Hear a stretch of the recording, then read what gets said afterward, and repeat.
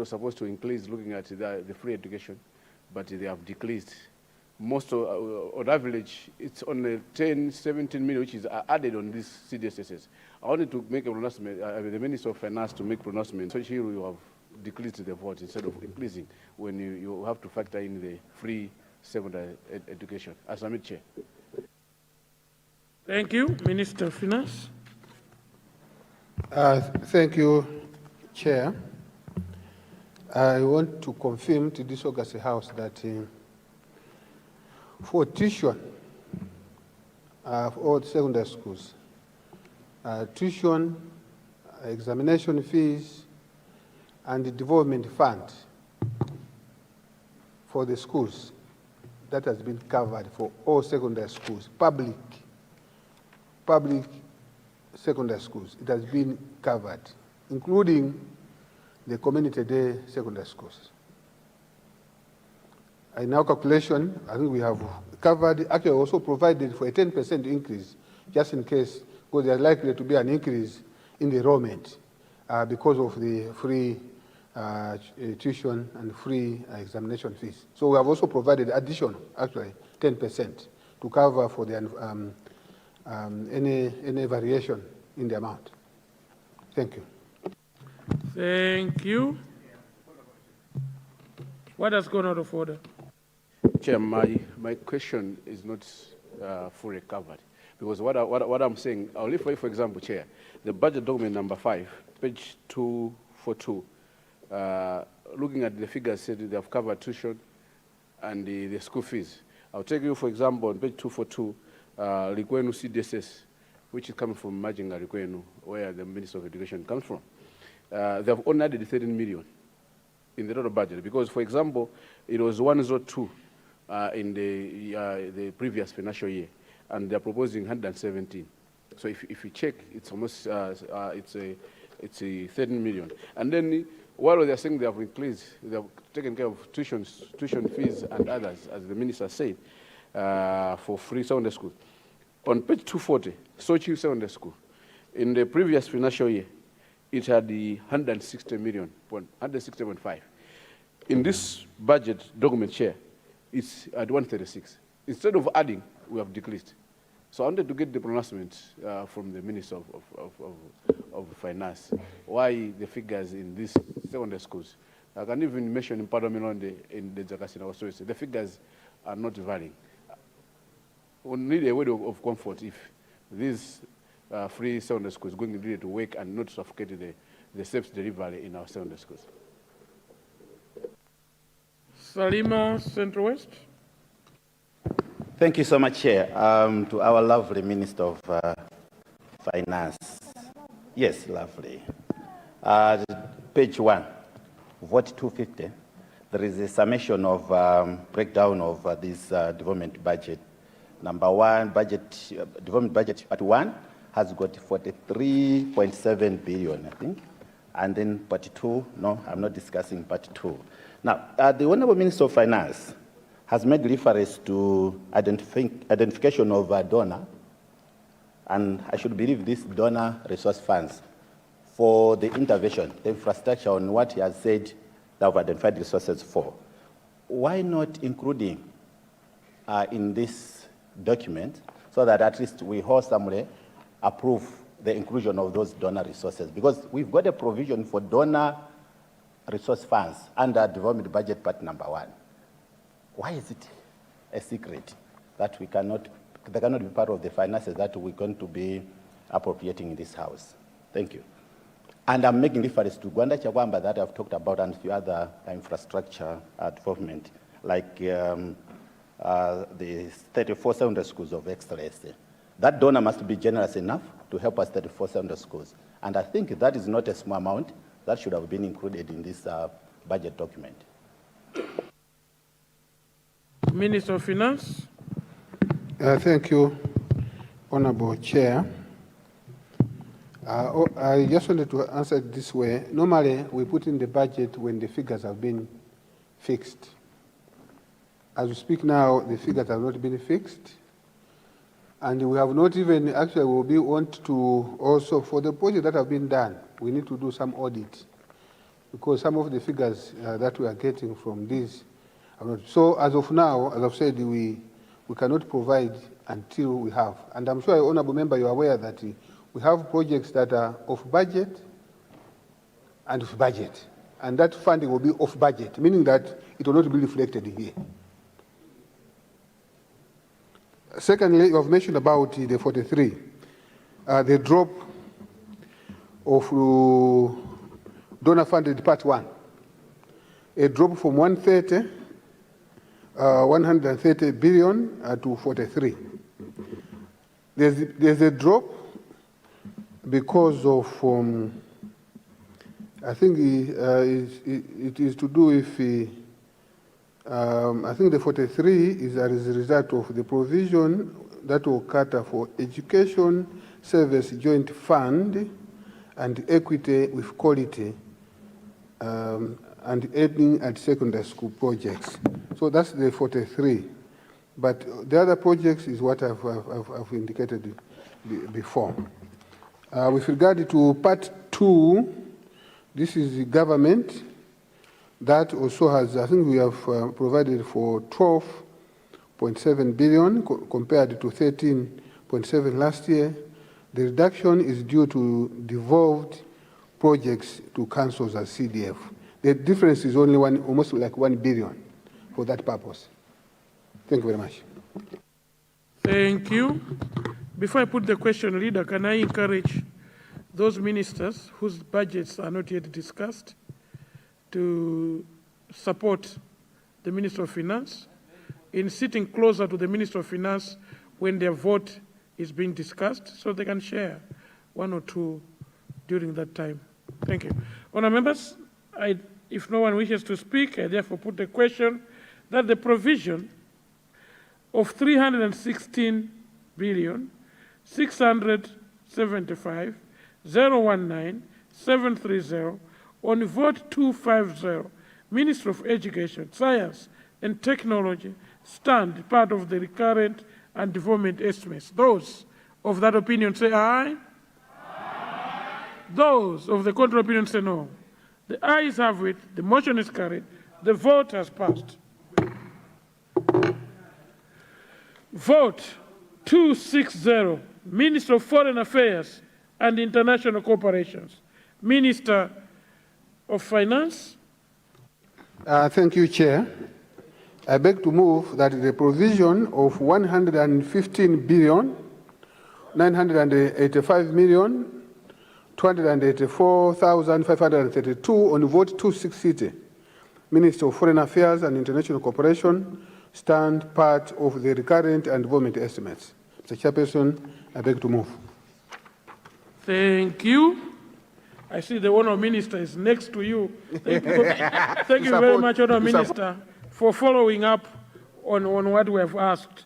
Honourable members, if no one wishes to speak, I therefore put the question that the provisions of 115 billion 985 204 532 on vote 260, Minister of Foreign Affairs and International Cooperation, stand part of the recurrent and development estimates. Those of that opinion say aye. Aye. Those of the contrary opinion say no. The ayes have it. The motion is carried. And the vote has passed. Minister of Foreign Affairs, you can return to your seat. Honourable members, we go to vote 270. Minister of Finance, Economic Planning and Decentralization.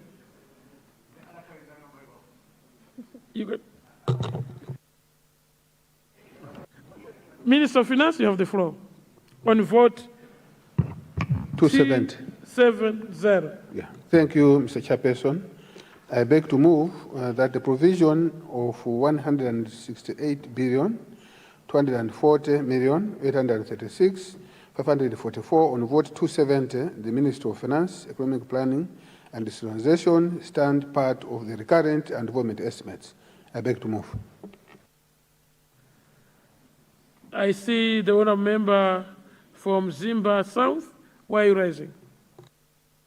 I'm rising to ask a question on budget document number 4, Please proceed. volume number 2. I'm on page number 229.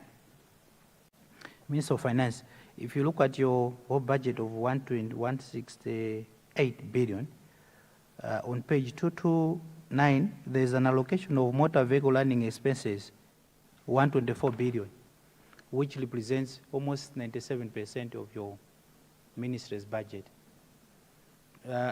I'm not happy with the way you have allocated it to motor vehicle learning expenses.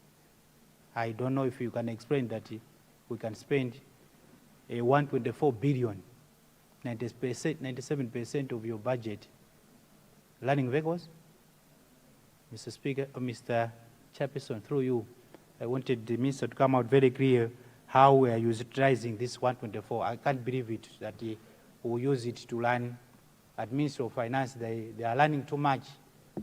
97%, they can use 97% of their budget, learning vehicles, putting fuel and the like. Thank you. Thank you. Honourable Minister.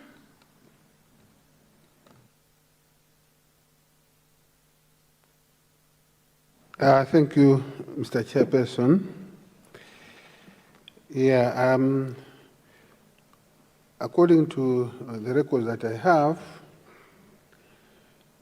our budget has moved from 130 previously. This is 2025-2026 as revised at the mid-year to 141. So the increase is almost like 11 billion. And the increase is mainly due to, I think we have an increase due to the regional climate resilience program for Eastern and Southern Africa and financial access for rural markets, smallholders, and enterprise projects. So I think that's the increase, the 11 billion. But the rest is as it stands. And also I want to mention to you that the ministry normally does business interviews. I'm sure you know business interviews. They're also involved in the surveys that are done by NSO. But it cannot be to 210 billion that you have mentioned. Perhaps I'll be waiting to get guidance from the technical people at the back to give you specifics for that allocation.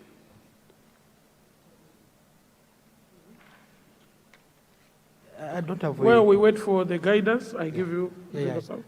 I think he has to be guided.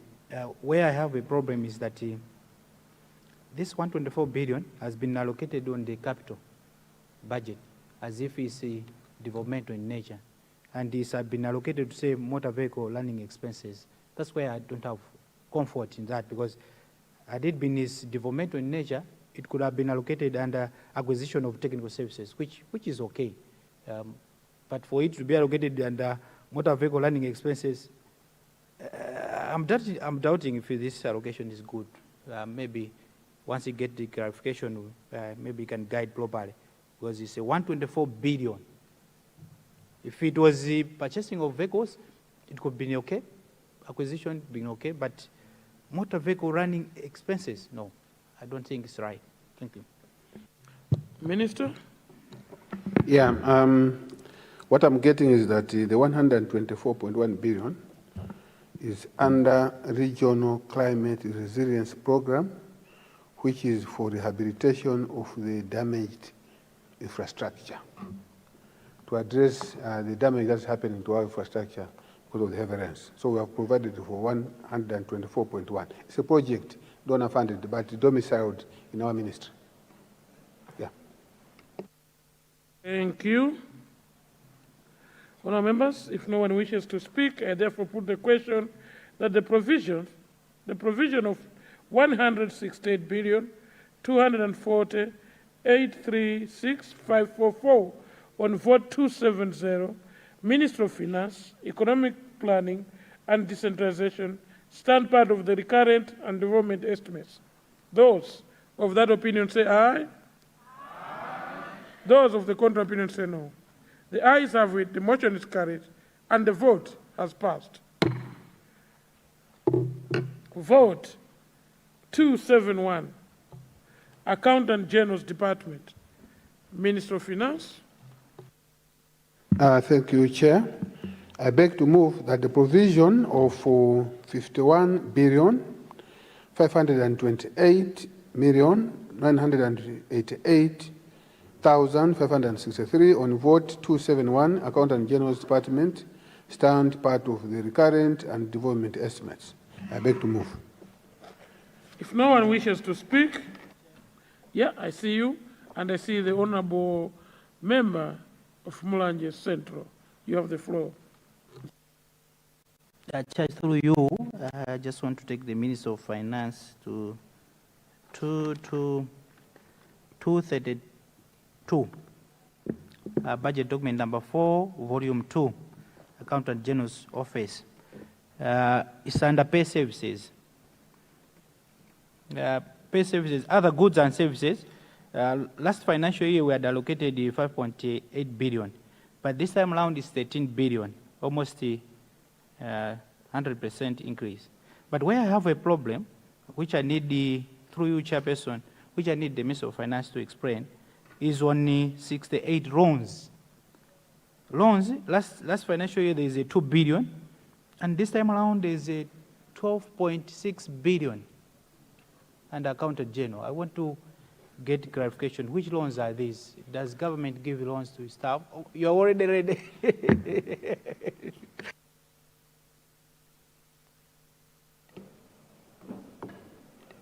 I don't know whether you would want me to answer. No, I want to, I've already connected Mulanje Central. Oh, yeah. So please. you should come in. I hope you know what I'm talking about. You should come in at one time. Mr. Chairperson, I refer to budget book number 3, page 52. It is my observation that the Accountant General's Department, or especially on ORT provision, has been increased by 73%. That's from the approved 12 billion of 2025-2026.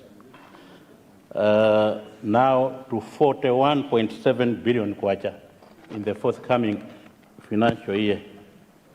What has necessitated such a massive increase? That's my first question. My second question is a bit connected to Honorable member who just resumed his seat. When you read budget document number 4,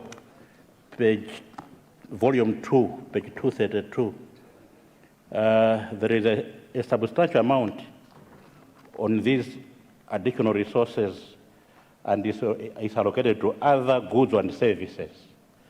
What are these other goods and services? I thank you, Chair.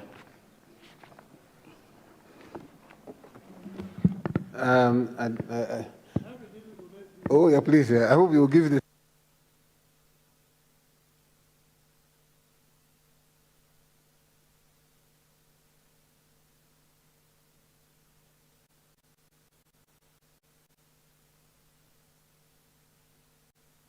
Mr. Chair, is it possible that I meet the honourable member after a tea break to explain this figure?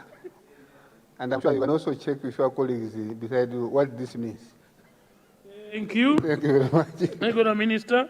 Honourable members, I therefore put the question that the provisions of 51,528,988,563 on vote 271, Accountant General's Department, stand part of the recurrent and development estimates. Those of that opinion say aye. Aye. Those of the contrary opinion say no. The ayes have it, the motion is carried, and the vote has passed. Vote 273, Malawi Revenue Authority. Honourable Minister of Finance. Thank you, Chair. I beg to move that the provision of 182 billion 222,739,030 kwacha. On vote 273, Malawi Revenue Authority stand part of the current estimates. I beg to move. Honourable members, if no one wishes to speak, I therefore put a question that the provision of 182,222,739,030 on vote 273, Malawi Revenue Authority, stand part of the recurrent estimates. Those of that opinion say aye. Aye. Those of the contrary opinion say no. The ayes have it, the motion is carried, and the vote has passed. We now move to vote 274, Roads Fund Administration. Honourable Minister of Finance. Thank you, Chair. I beg to move that the provision of 447,193,130,245 on vote 274, Road Fund Administration, stand part of the recurrent and enrollment estimates. I beg to move. I see, I'll start from the honourable member for Rump West, and then go to Chair of Chairs, the people of Mayani, there's a Mayani constituency, and then we'll go to the people of Karonga Town, and then we'll come back to the remaining honourable members for another set of questions. You have the floor, sir. Mr. Chairman, I have two documents. Budget document number 4, volume 2, page 241 up to 245. And I have another document, financial statement, draft financial statement. I will refer to both of them for clarification. Mr. Chairman, I wanted clarification on 4 issues. On Injakwa Livingstonia Road, program 16300, Injakwa Praise Livingstonia, where 2025 it was allocated 3 billion, 2026, 2027, there's 3 billion. I wanted an explanation whether this money is enough to build a 21-kilometer road from Njakwa to Pwampa. Currently, as you can see, the media is awash of the videos of the impassability of the Njakwa to Praise. Just an assurance whether the money will be found outside. If it is outside, how much have you planned to put on that road? Because people of Rumhi now, the only access road to the main road, it's the Njakwa, Pwampa Praise Road. But the money is there, is 3 billion. On page 243, on the detailed estimate, draft estimate, budget document number 4, on the famous Rumhinyika Road, 2025-2026 revised, it had 8 billion. This time now, it has been reduced to 4 billion.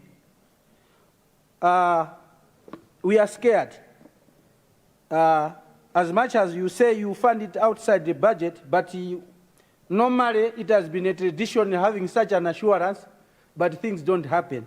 What difference will it be there now so that we are sure that this section will be constructed? We are talking of the first 20 kilometers. We have not started the 203 kilometers to Chitipa. Finally, Honourable Member, yes. Let me guide you this way. Document. Honourable Member, I remember to have sat with you on the same dining table at lunch, and I did promise when you asked me about this, that when it comes, I'll give you the floor. Honourable Member, can you just go to the figure and query the figures. Yes, I'm going there. There's no road that is too famous. Okay. All roads in Malawi are very, very famous and are very important. I withdraw that. Please go to the figures. Is the 447 billion, 193 million, 130, blah, blah, blah. Is it enough looking at the damages that are happening now on the roads which are funded by the roads fund through the roads authority? Because when I'm looking only for Bwengu to Chipokaoli, it requires about 3 billion. I want an assurance. Thank you, Mr. Thank you. Chairman. The Honorable Member for Dezamayani, you have the floor.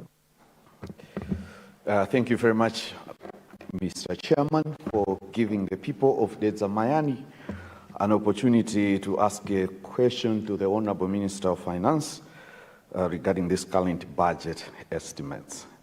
Mr. Chairman, I'm referring to budget document number 6, and I'll also refer to budget document number 5.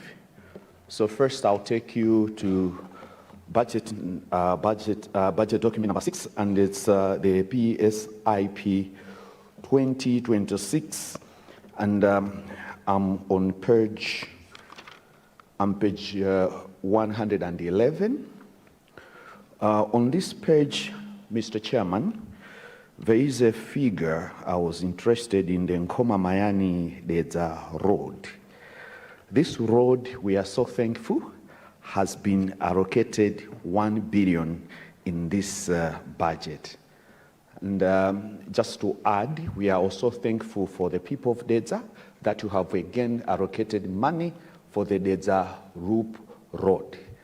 This is highly commendable, Honorable Mr. Speaker, Mr. Chairman, to the Minister of Finance and again Minister of responsible for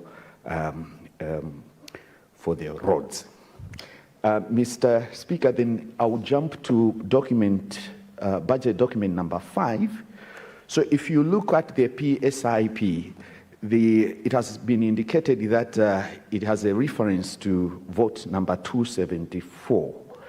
And when I'm going through vote capital budget by project, this is on page 301.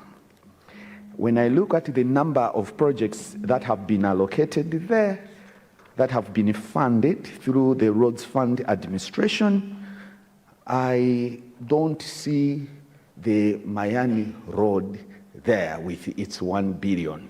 So I just wanted to ask the Honorable Minister of Finance if there is another way of funding apart from the Roads Fund Administration funding, so that the people can be assured.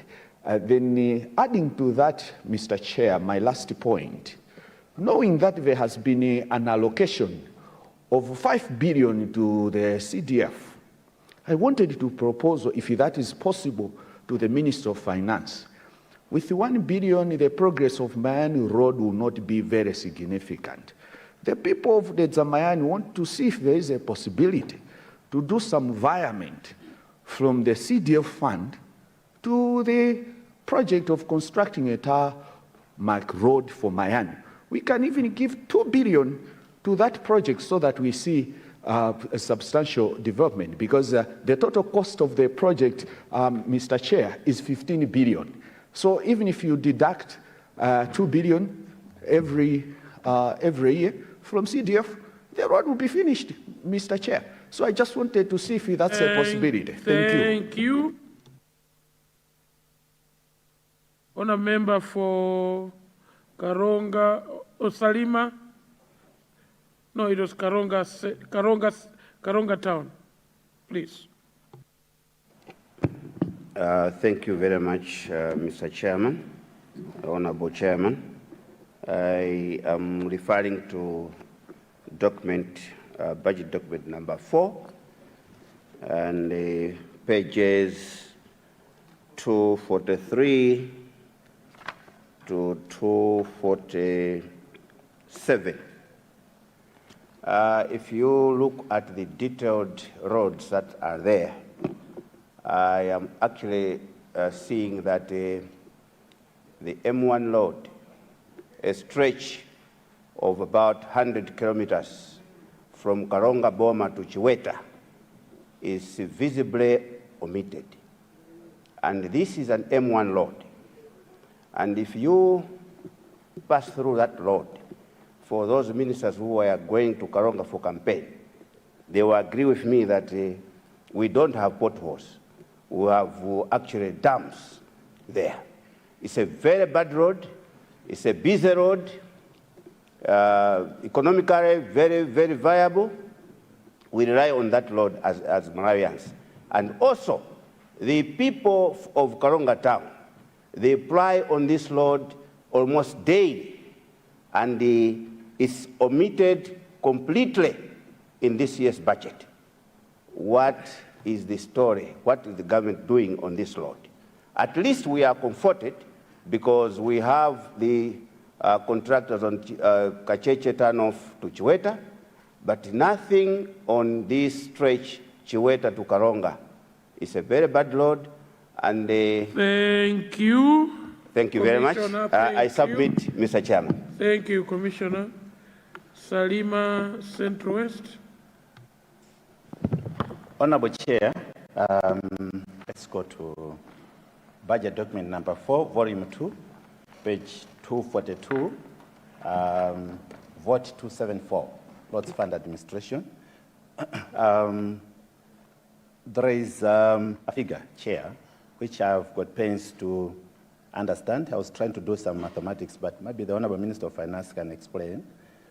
There is an upward jump of money allocated under management and support services,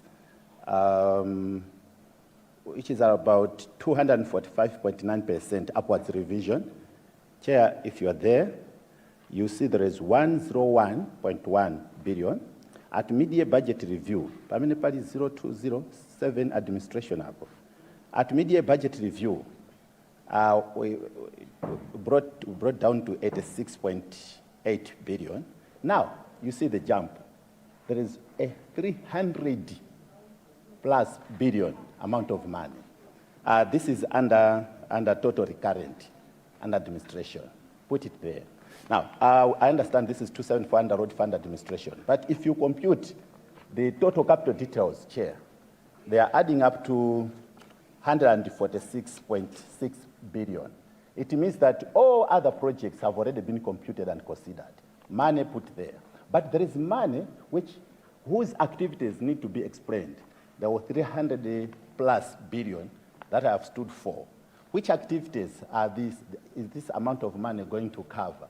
Because on page 41, you can see development budget part 1 has got 40 billion already covered. Development budget part 2 has got already resources covered. But there is this 300 for which activities, Chair? That is going to... Thank you. Honourable Minister.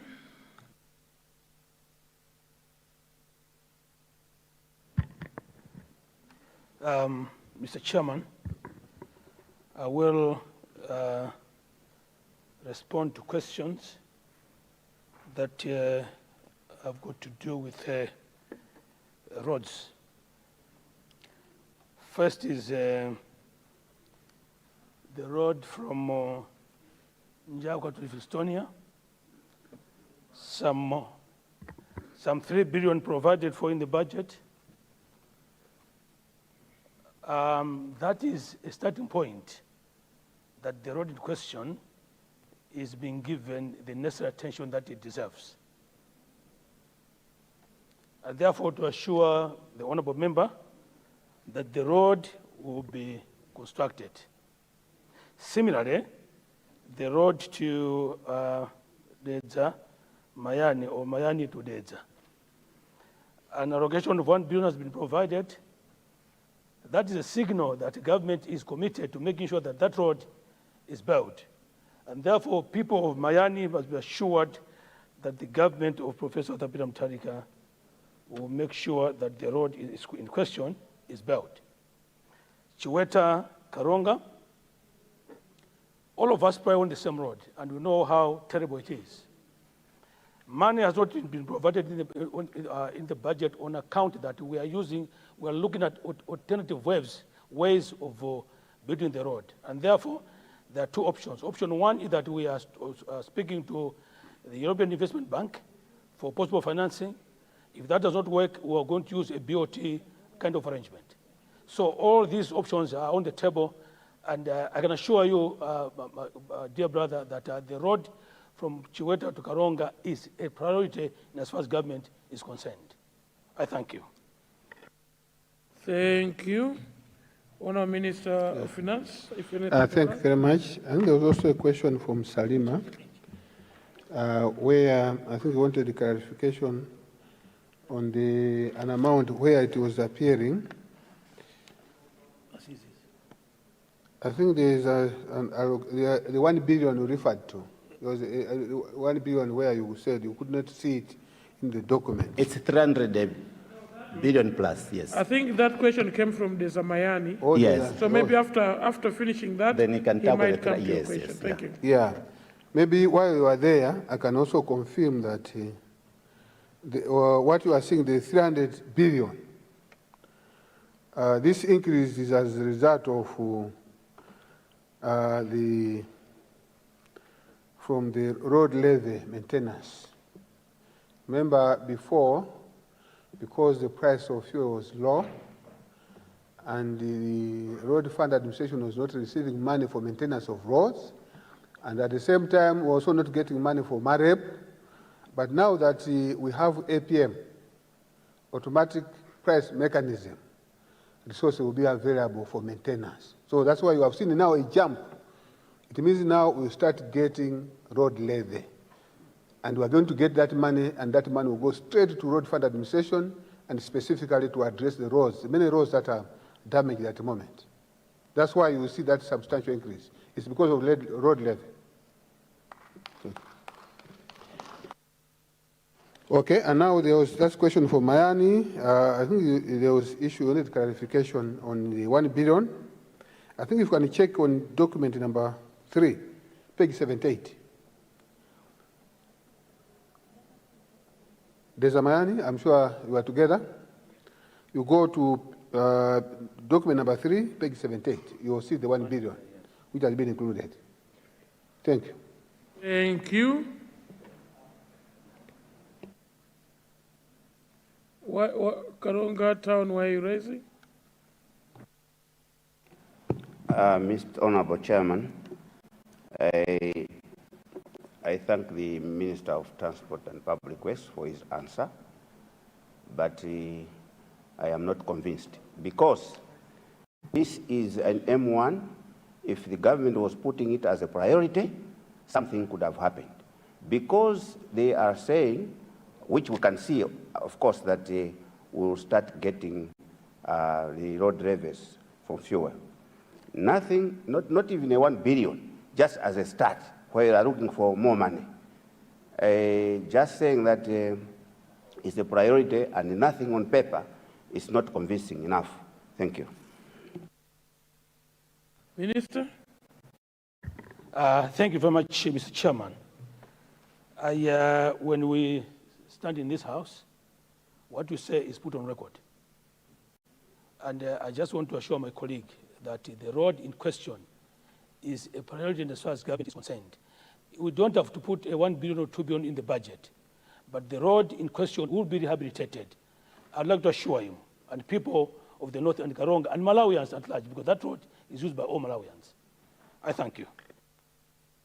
And also, Mr. Chair, just to add that, just to reconfirm what the Honourable Minister of Transport has said, it's not that all should be appearing here. No. I'm sure you will recall with me that the road that you see outside, the 6th lane, was not in the budget. But it's called Dr. Saulos Klaus Chidima Highway. Highway. It was not there, but it was funded off budget. We had a bond that we established with the NBS Bank, and we still have the road. Now in the case of, I just want to confirm this, and it's on record, and I want you, when you go home, please communicate that that road is a priority to Malawi government, because actually there are a lot of goods and services that move to and from Tanzania, and would want that road to be done. And we know the situation there, it is terribly bad, and we're sure that will be done. We have financiers who want to do BOT, build, operate, and transfer. We want to be done, actually to be one of the most beautiful roads, because we want to do it, and we have what we call toll gates. Yes. Toll gates. So the investor would want to invest. We don't even have to use our money.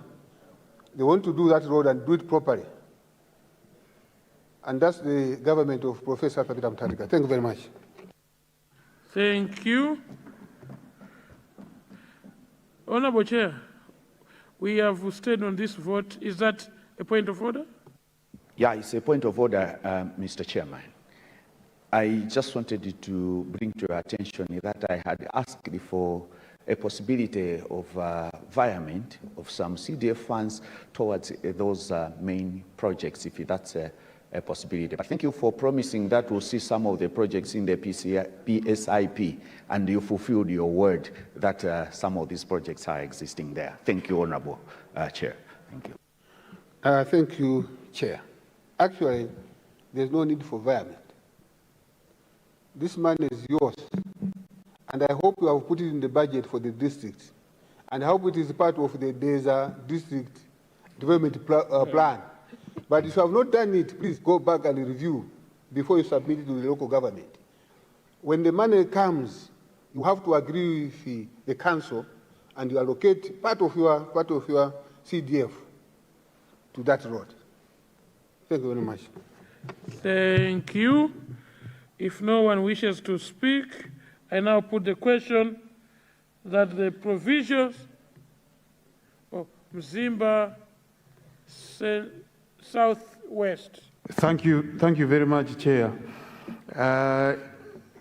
As this is a house of record, through you, Chair, let me take both Ministers of Finance and Transport to budget document number 5, page 302.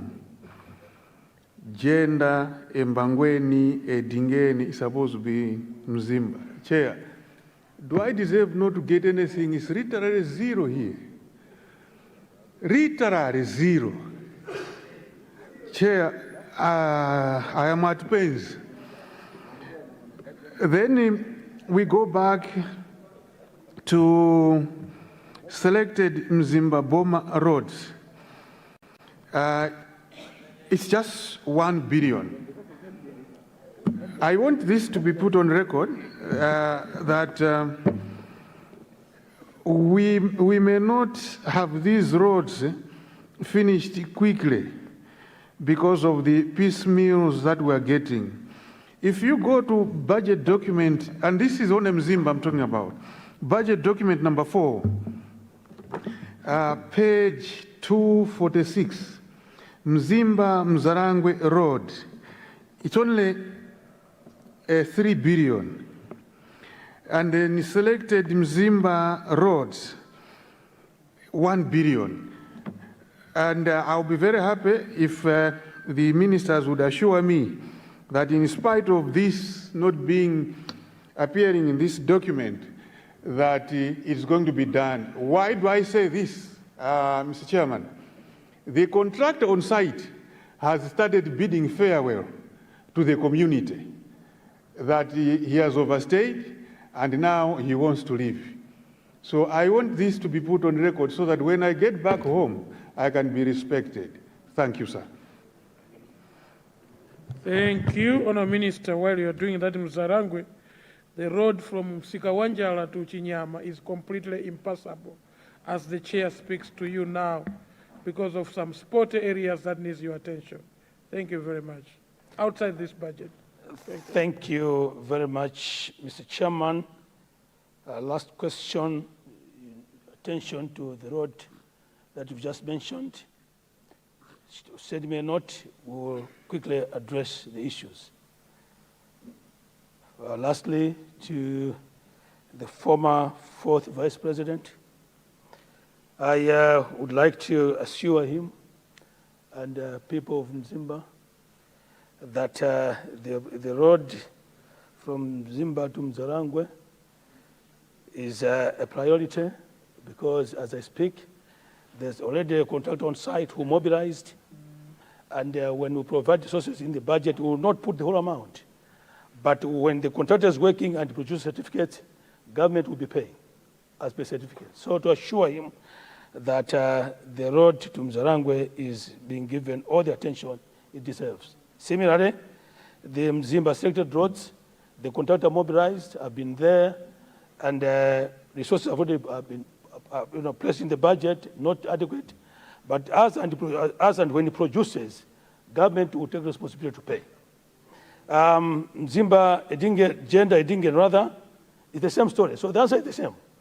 As long as there is a provision in the, I know there's no money in the budget for gender, Edinge.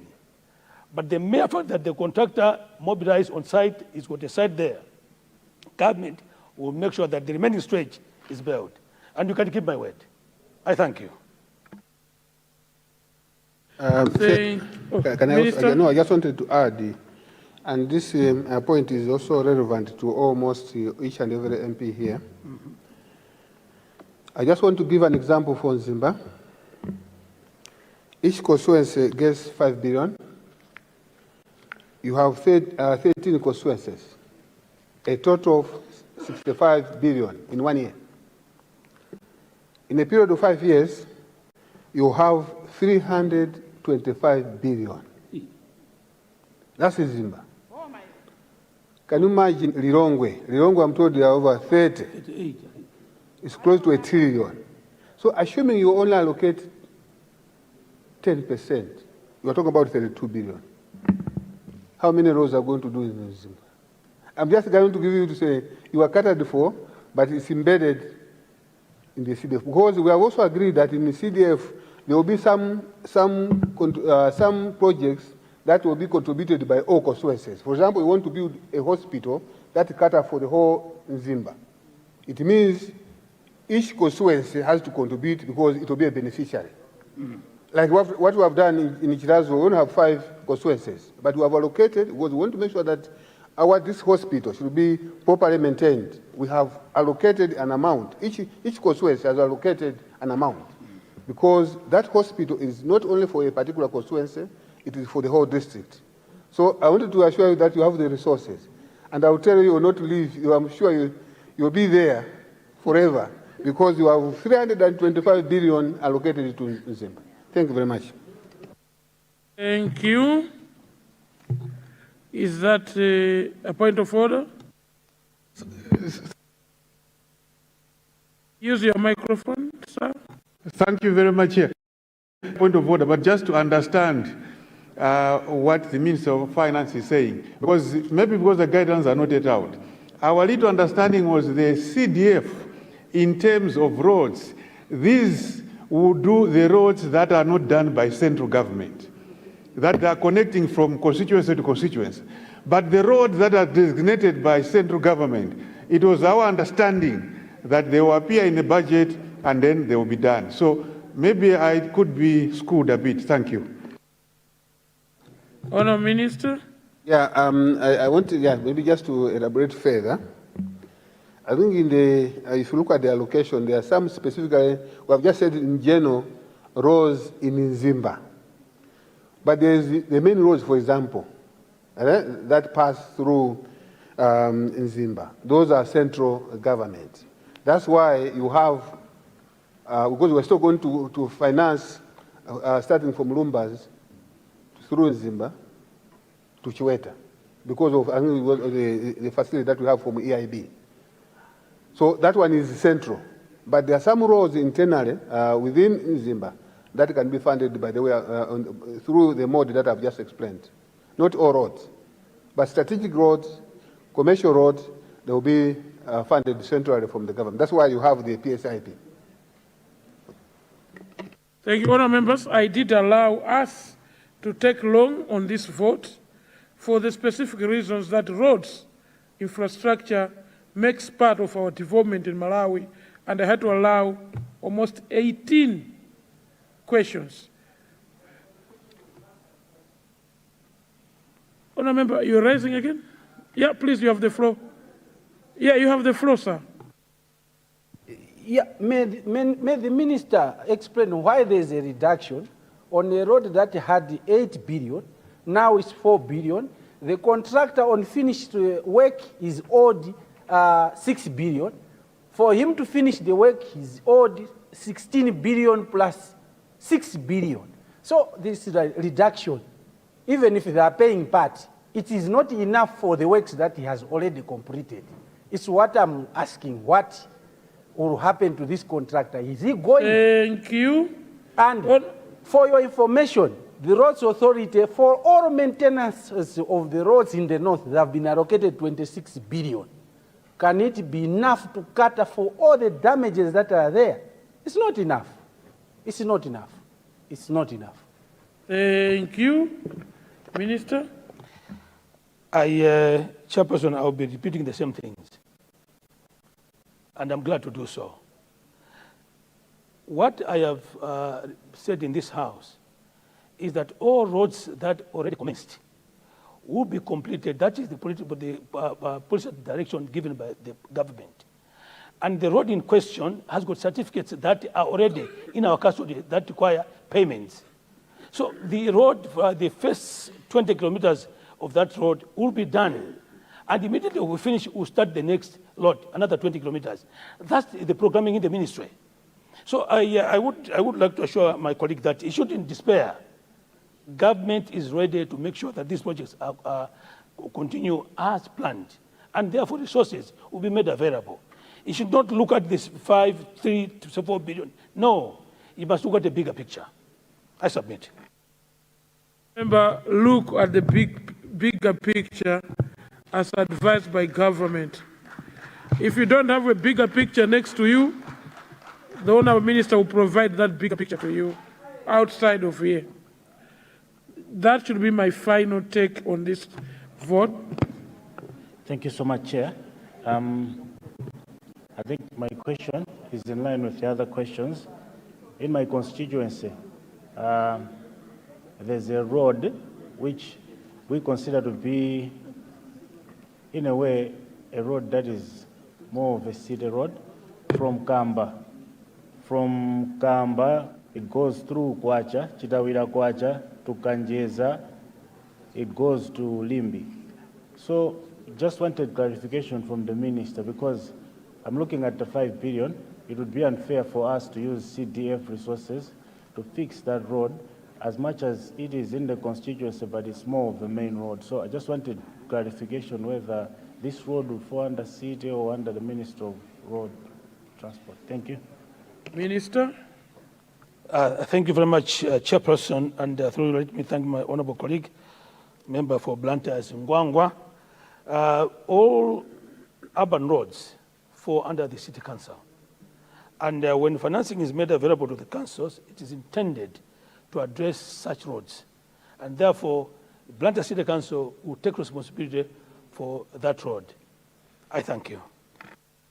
Thank you.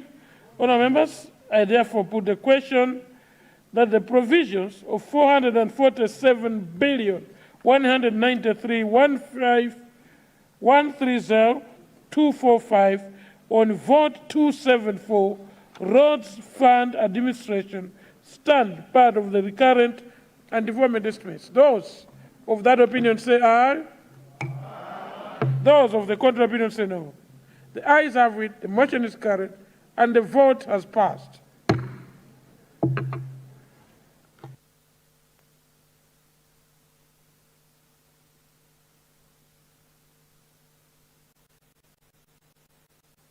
Honourable members, we move to the next page on the order paper.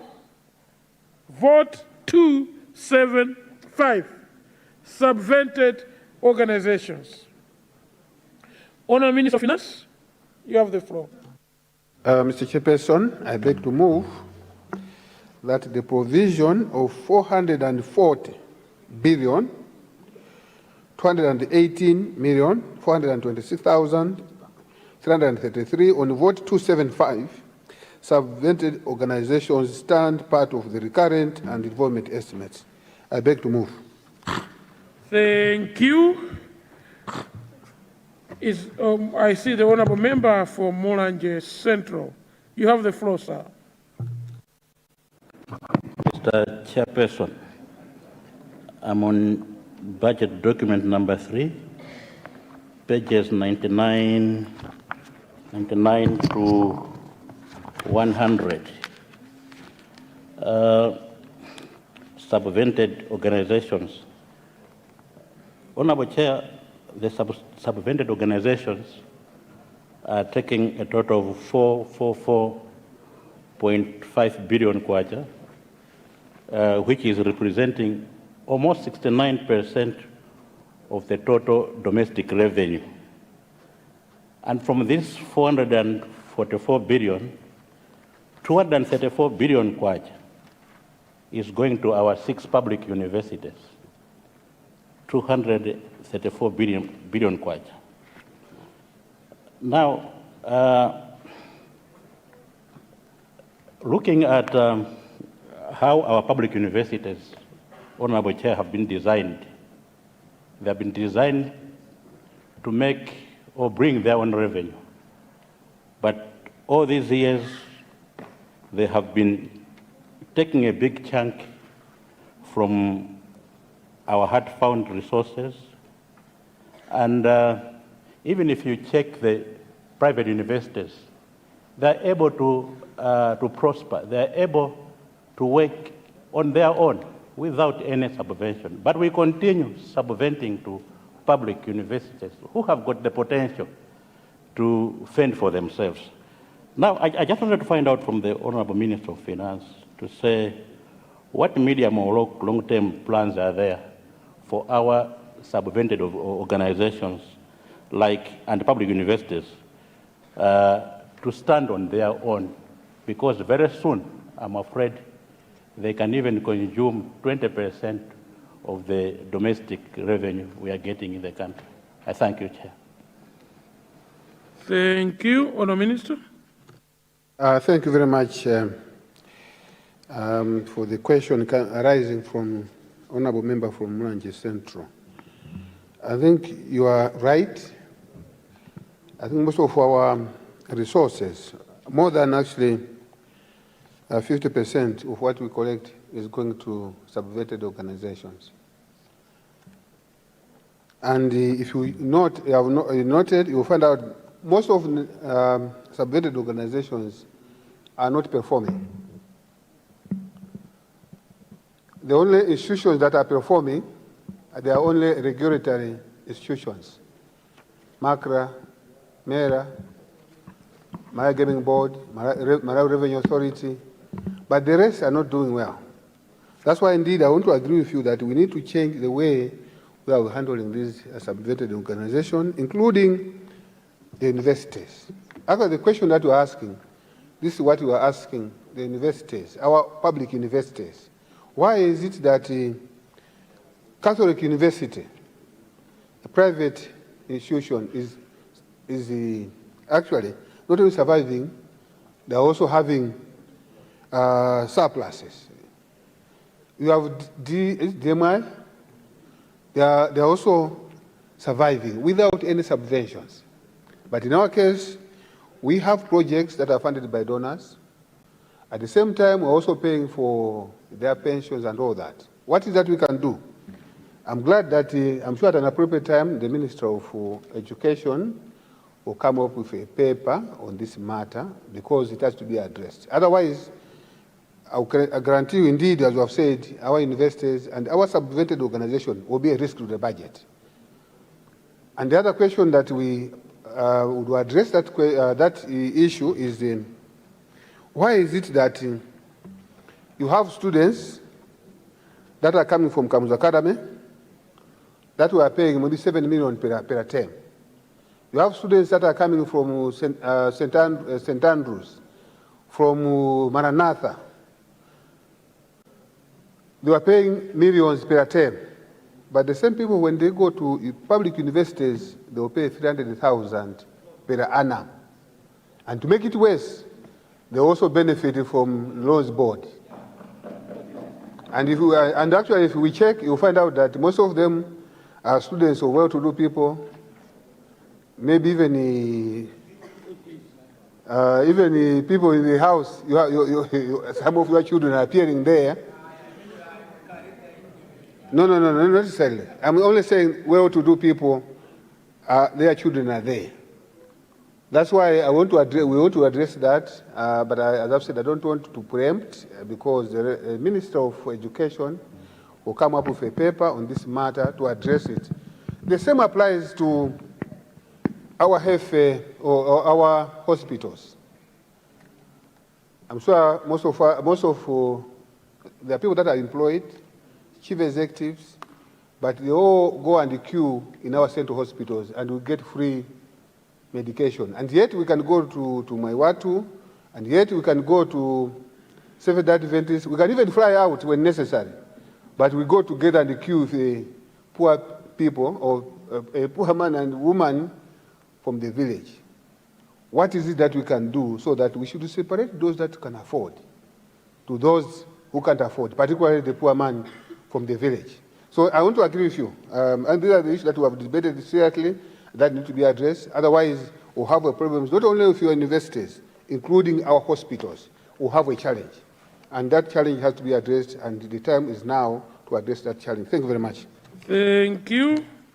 You've brought a very good subject of debate, and we wish you well, please.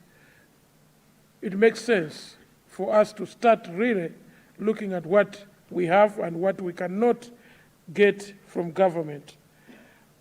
Honourable members, I therefore put the question that the provision of 440 billion 218 426 333 on vote 275 subvented organizations stand part of the recurrent and development estimates.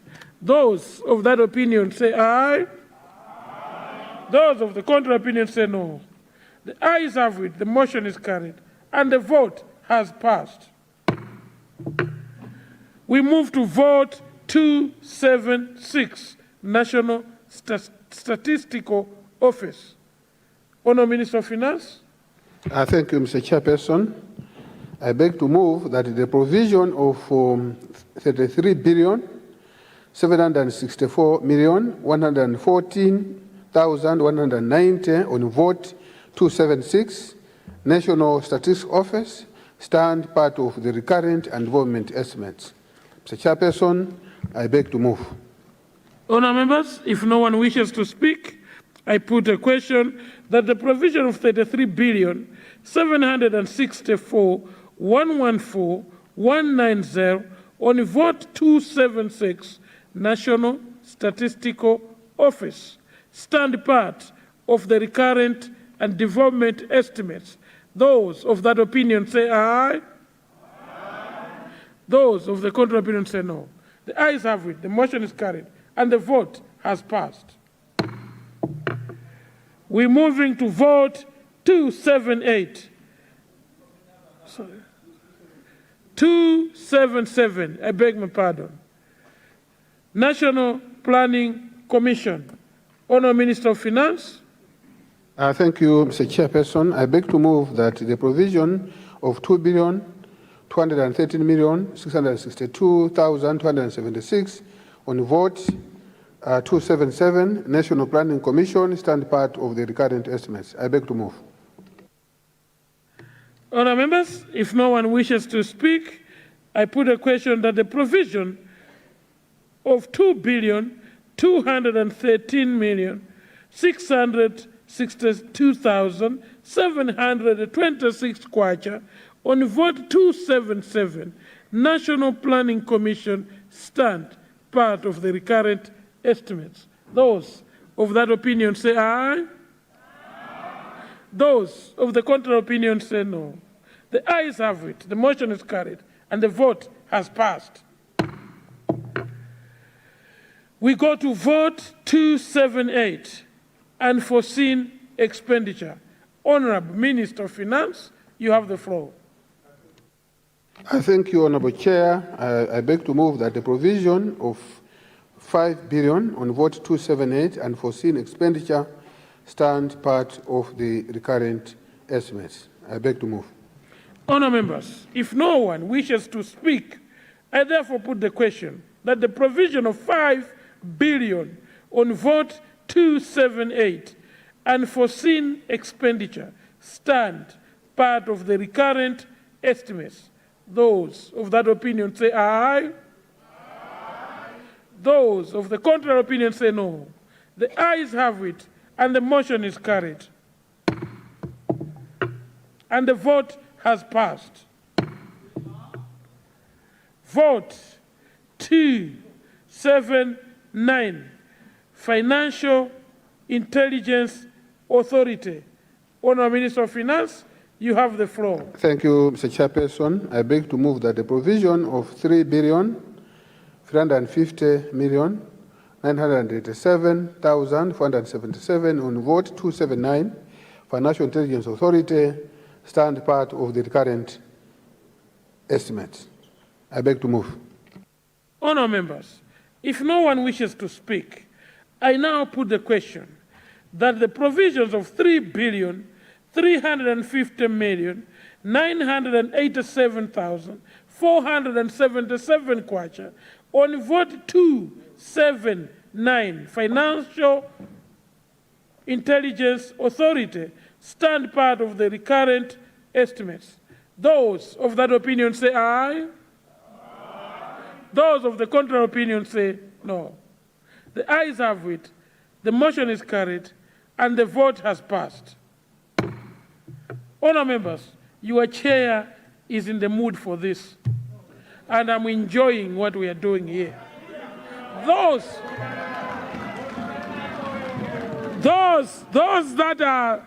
that need some sugar levels, they can manage it outside. You know where to manage your sugar levels. Honour members, we are here to do this job, and we love to do it, and we will do it today. Thank you very much. We go to vote 310, Minister of Health and Sanitation. Honourable Minister of Finance, you have the floor.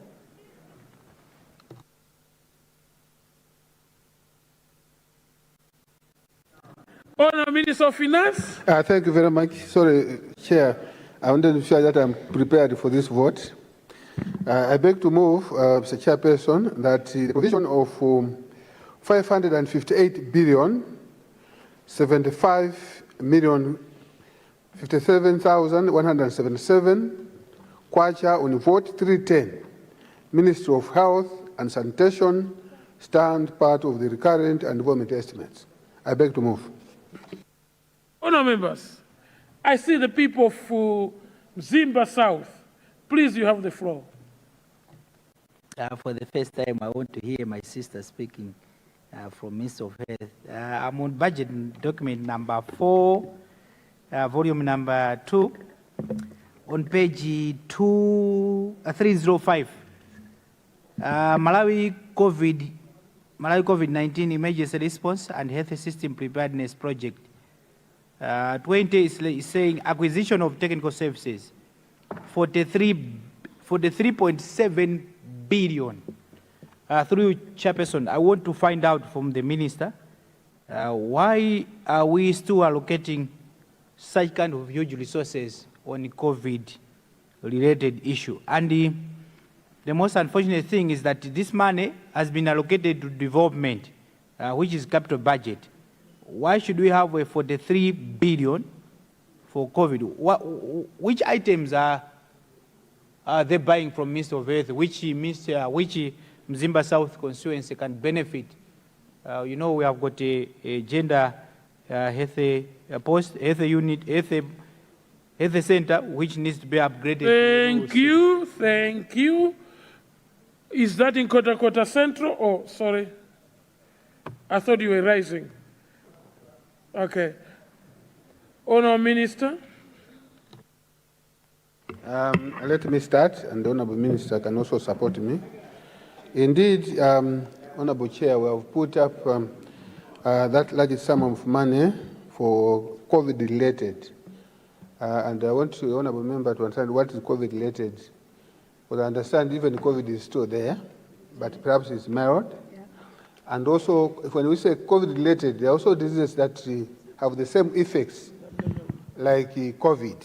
And we are building, I think we have put that allocation to also cover, in case we have COVID-related diseases, like State Hospital, we are building infrastructure. When we have such diseases, so that we are able to cover that. Now we are trying to look forward into the future, that we should have the infrastructure in place, so that when we have such diseases, COVID-related, not necessarily it's COVID, but COVID-related, we should be able to cover, because as you are aware that such diseases at times you cannot cover them in the ordinary wards where our clients have to be separated. So we have specific infrastructure for that purpose. I'm sure Honorable Minister would want to come in to support. Honorable Minister of Health. Thank you so much, Chair. Just to concur with the Minister of Finance, under the Ministry of Health, we are guided by the Health Sector Strategic Plan 3. And under this, we are strengthening the services that we are providing as a country. And as the Minister has rightly said, indeed, we are not just looking at COVID as something that passed. We are working with partners, collaborators. They are funding us to strengthen our system. And in doing that, we are looking at infrastructure, and of course, even in terms of commodities, we are looking at the whole preparedness of anything that can come, and that may be COVID-related and other emergencies. So that's why that money is there. Thank you. Thank you. Honour members. Yeah, Mzimba South. And then Mzimba South West. Chairperson, how I wish as a country or as a ministry we should be specific on such kind of investment. We are talking about the 43 billion. And we are just saying COVID-related. Chairperson, I'm not comfortable.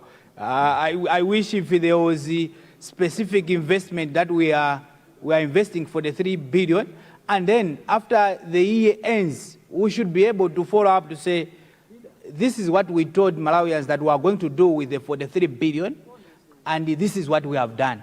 But just to say, COVID-related, we are doing strategies, what, with the 43 billion, Chair, I wish if the Minister can come up very clear what are specific items that are going to be, if it's gender, health center, let her be open that gender will be done, and then we'll follow up. Thank you so much. Thank you. Mzimba South West. Thank you very much, Chair. Not much, but just to understand on the budget document number 5, page 342, item 24300, construction of Udoa and Rumpi district hospitals. Chair, I see that I think the figure is not there. Are we doing it this year, or there's another procedure that is going to take place? I thought for clarification. Why I'm interested, because I think when Rumpi is done, next will be Mzimba District Hospital. Thank you. Thank you. Honour Minister of Finance. Let me start with Zimba. Is that in Zimba? Gender. It's gender, yeah. Yeah, you want us to be specific.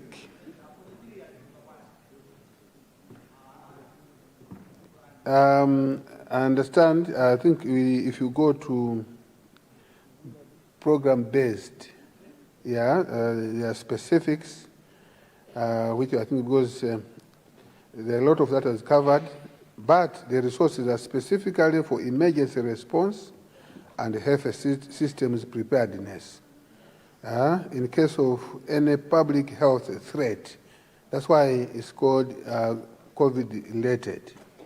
I also wanted to tell you that in terms of specifics, because this is being funded partly by America First, and the resources have been earmarked and their specifics. We can't just put a figure in the budget without giving specific provisions. So that has been done. And I also said I can refer you to specifics to program-based budget document number 5. Thank you. Now, with regard to I think there was a question on page 342 on DOA. You think there's no figure? I think that one I need to be guided by the people at the back. I think they'll give us a response. Maybe you can take other questions as we're waiting for that.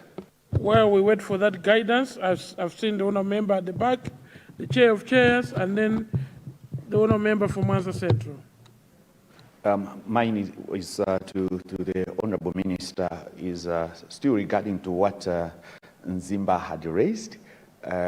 Just wanted to get a clarification if the 40 billion in terms of preparedness involves construction of isolation centers for such kind of emergencies, because Mr. Chairperson, as Malawi doesn't have isolation centers.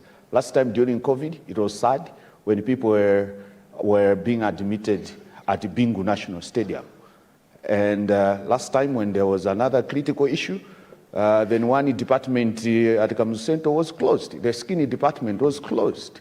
And you know, I have some interest in the skinny department. So the skinny department was closed completely. So I just wanted to get an assurance from the Honorable Minister of Health if that allocation, the preparedness also involves construction of isolation centers, because as a country we don't have even one. Thank you. Thank you. Mwanza Central. Thank you very much, Chair. I'm on document 6. Document 5, page 341, budget by cost centers. Table 8. There is an allocation for cancer center.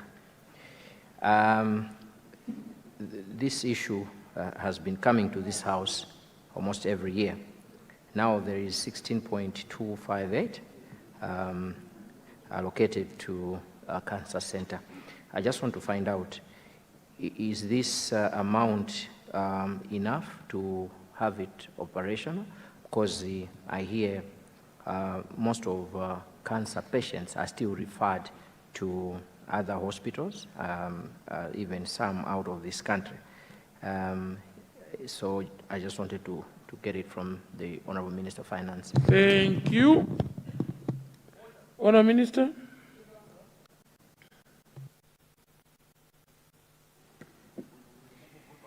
Thank you so much, Chair. And through you, let me firstly address, it was already responded to, the issue of the 41 billion under the COVID-19 emergency funds that have been put in the budget. I wanted to give specific examples of some of the items that are under this, and this includes the infectious disease unit that we are in the process of building, constructing, and finalizing. If you go to Mzuzu Central Hospital, you appreciate the infectious disease unit.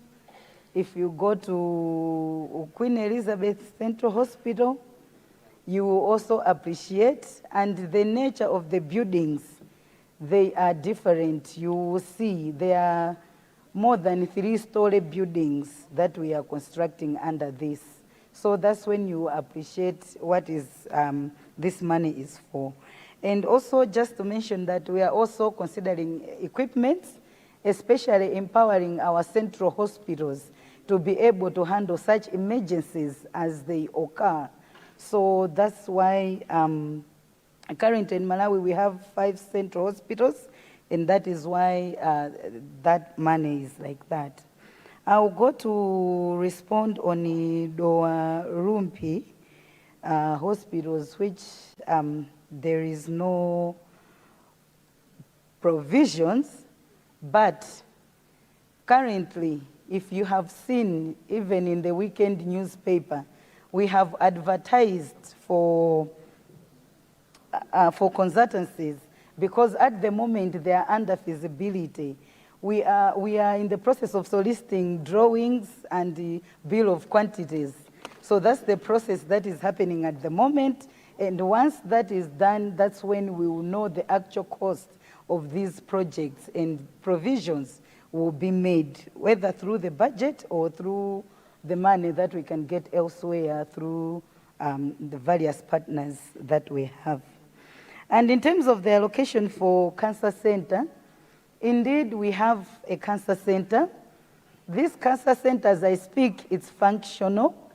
Only that, as you are aware, cancer comes in various forms. And at the moment, it is a center that cannot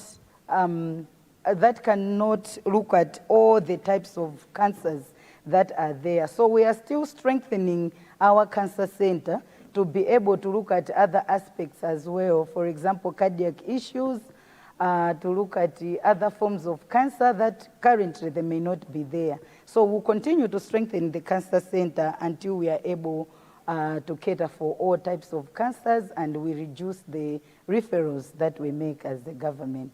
Thank you, Chair.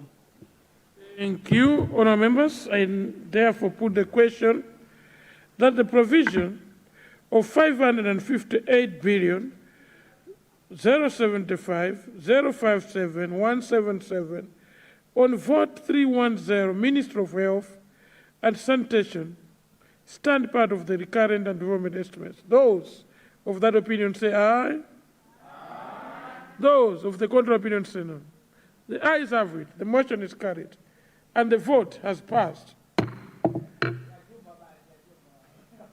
Vote 320. Minister of Gender, Children, Disability, and Social Welfare. Thank you, Chair. I beg to move that the provision of 48,907,183,733 on vote 320, Ministry of Gender, Children, Disability and Social Welfare, stand part of the recurrent and development estimates. I beg to move.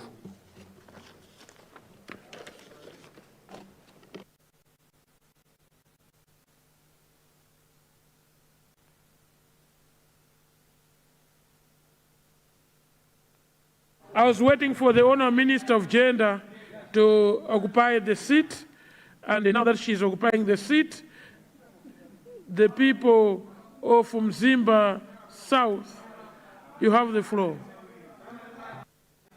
Thank you so much, Chairperson. It's a quick one. I'm on budget document number 4, volume 3. I'm the one holding opposition members, so stay cool. Stay cool. Page number 7, on Mulanje Vocation Training Center. Mulanje Vocation Training Center.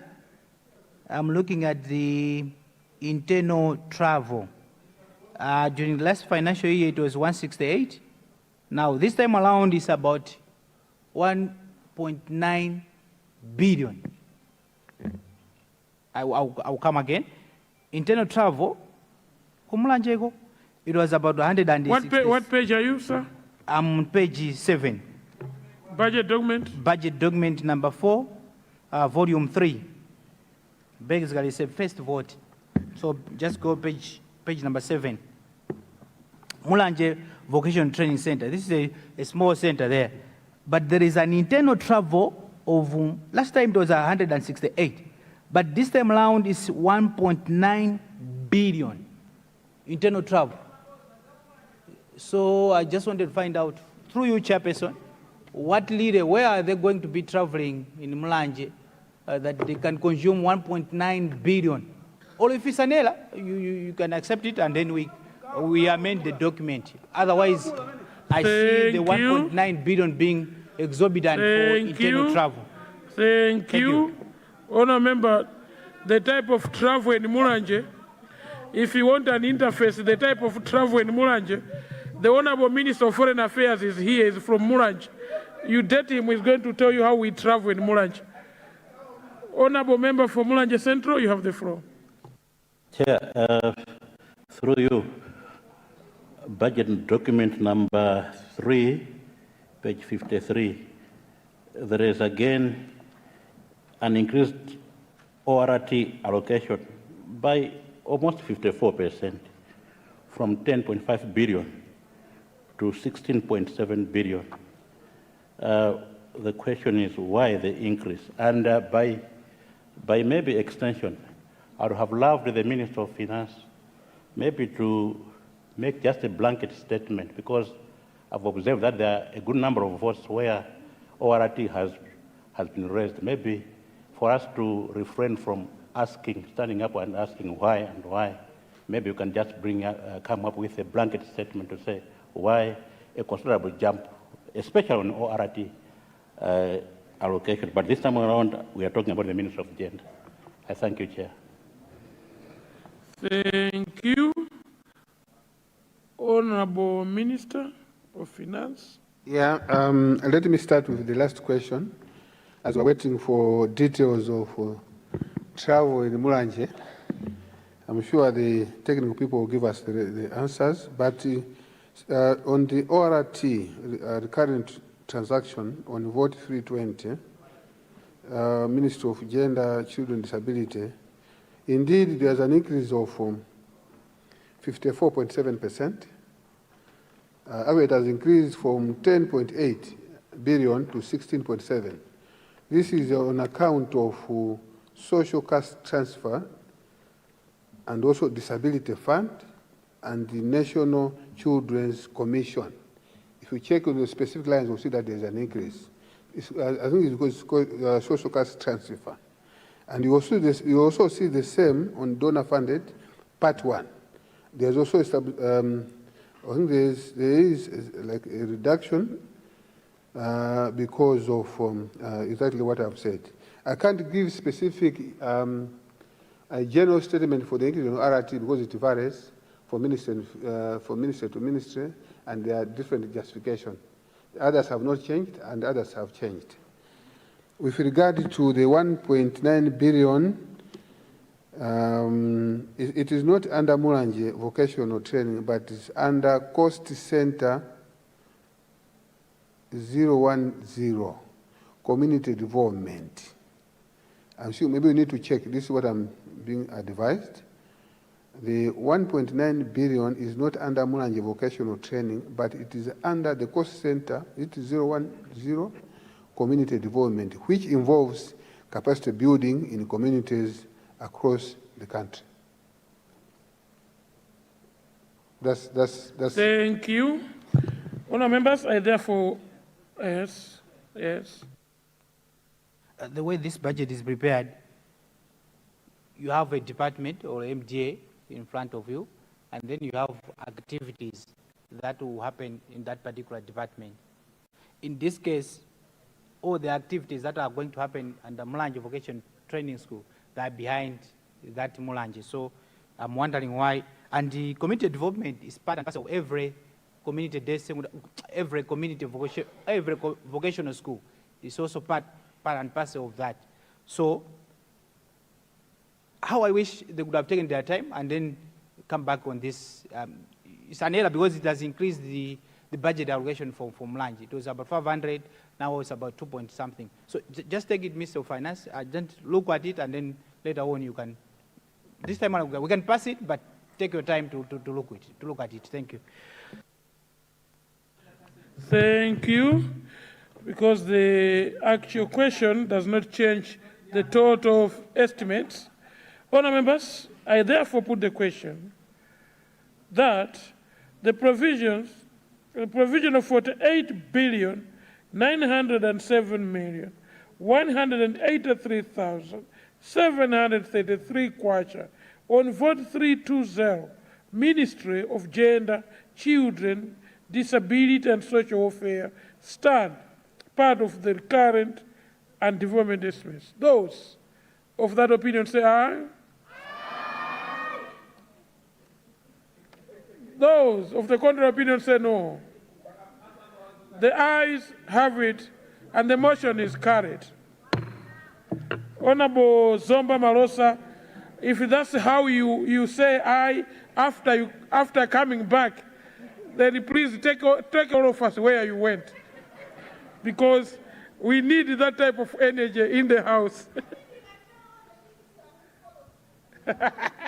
Thank you very much. Honourable members, let me make a few announcements, considering that we have guests in the gallery who might not stand the pressure of staying here up to midnight or whatsoever time for us to deal with this business. We have visitors coming from Lilongwe Zeza constituency.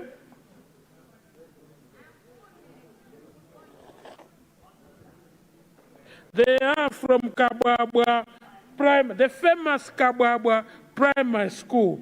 They are 100 in total. Can I request students and their teachers from Kabwabwa Primary School to please rise so that Parliament appreciates you? Kabwabwa Primary School. Teachers and students, please all of you rise and wave at your Parliament. Thank you very much. Thank you very much. Welcome to Parliament, and for the students that you are coming to Parliament for the first time, what you are seeing today is what is called the Committee of Supply, where the budget, the national budget, is being passed vote by vote. So this is at the Committee of Supply. I appreciate you are understanding English, your teachers are here. I don't want to be tempted to be speaking to students in Chichewa, because you are students and you are getting what I'm saying. Please resume your seat and welcome to Parliament. Go ye and work hard in school. Thank you very much. I did not ask the honorable member for Lilongwe Zeza. Where are you, honorable member? Please rise. Thank you very much for bringing us guests. And you can wave at your students from Kabwabwa and the teachers. Please support them before they go. Thank you very much. The next group of visitors, they are 28. They are from Salima Central Constituency. They are coming from a school called Miracle Valley Private Schools. Students from Miracle Valley Private Schools and your esteemed teachers, please rise so Parliament can appreciate you. And you can wave at your Parliament. Thank you very much. Welcome to Parliament. Go back to Salima, work very hard. The positions we are holding today are not permanent. One of you will end up in where we are today. Please go here and work very hard. We wish you all the best. Enjoy your stay in Lilongwe and enjoy your visit with your member of Parliament. If he is not in the House, all these seated here, the 3 rows are ministers. You can engage any of them. They are so good-minded individuals. Thank you very much. Please resume your seat. The next announcement, honourable members, is from the office of the Right Honourable Speaker of Parliament, Right Honourable Samuel Gafar Suleiman, and it reads as such. Honourable members, I wish to inform the House that following by-elections, which were conducted by the Electoral Commission on the 17th March 2026 to fill some vacant constituencies, the members-elect will be sworn in tomorrow, Wednesday, 25th March 2026, in the Parliament chamber at 10 a.m. The swearing-in ceremony will be presided over by the Honourable His Lordship, the Deputy Chief Justice, assisted by the Registrar. May I therefore appeal to all parties with successive candidates to to nominate 2 sitting members of parliament, sitting honourable members, to accompany the members elect during the swearing-in ceremony. All other honourable members may also come to welcome and cheer our new honourable colleagues who will be joining us after the swearing-in ceremony. So, honourable members, it is signed, Right Honourable Speaker Samir Suleiman. It's tomorrow. So in the afternoon, the new members of parliament will be seated with us here to start their parliament life. Thank you very much for that. We now move to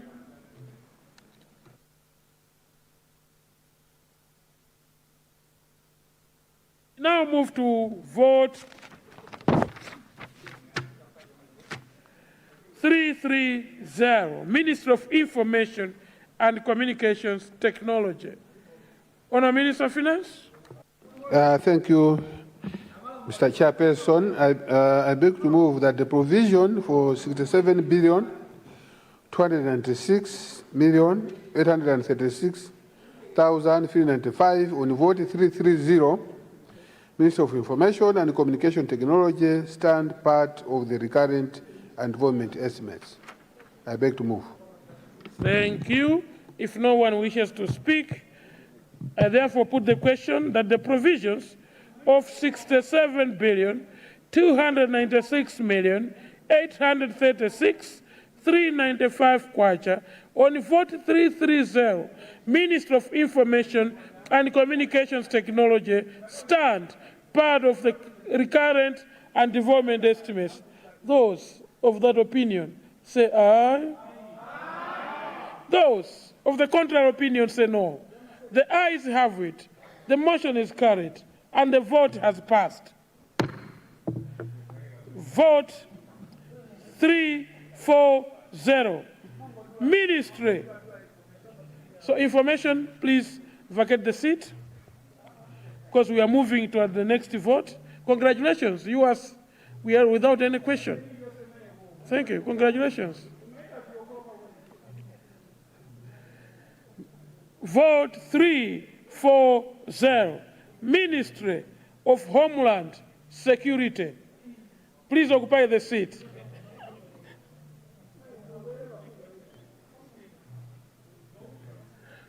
Honourable Minister of Finance, you have the floor. Yeah, thank you, Chair. I beg to move that provision of 13,447,744,688 on vote 340, Ministry of Homeland Security, stand part of the recurrent and development estimates. I beg to move. If no one wishes to speak, I therefore put the question that the provisions of 13,447,744,688 kwacha on vote 340, Ministry of Homeland Security, stand part of the recurrent and development estimates. Those of that opinion say aye. Those of the contrary opinion say no. The ayes have it. The motion is carried and the vote has passed. Vote 341, Malawi Police Service. Honourable Minister of Finance. Thank you, Mr. Chairperson. I beg to move that the provision of 220,471,434,045 kwacha on vote 341, Malawi Police Service, stand part of the recurrent and development estimates. I beg to move. I see the honourable member for Blantyre City, Zingwangwa constituency. You have the floor, followed by the honourable member from Zimba South and my honourable brother from Mwazisi in Rumpi West. In that order, please. Thank you so much, Chair. Through you, Chair, I would like to thank the Minister of Home Affairs for being responsive. I think I stood here the other time requesting the Minister of Homeland to sort of consider upgrading Chilobwe police unit to a police station, and I think we got positive feedback. So I just wanted clarification from the Minister whether this budget includes, has budgeted activities that are upgrading police units into stations. Thank you. Thank you. Mzimba South. Chair, through you, I just want to find out from Minister of Homeland Security. On page, it's a document number, volume 3, budget document number 4, on the gender police station, page number 85. Chairperson, the last budget that was approved here was allowed 140 million.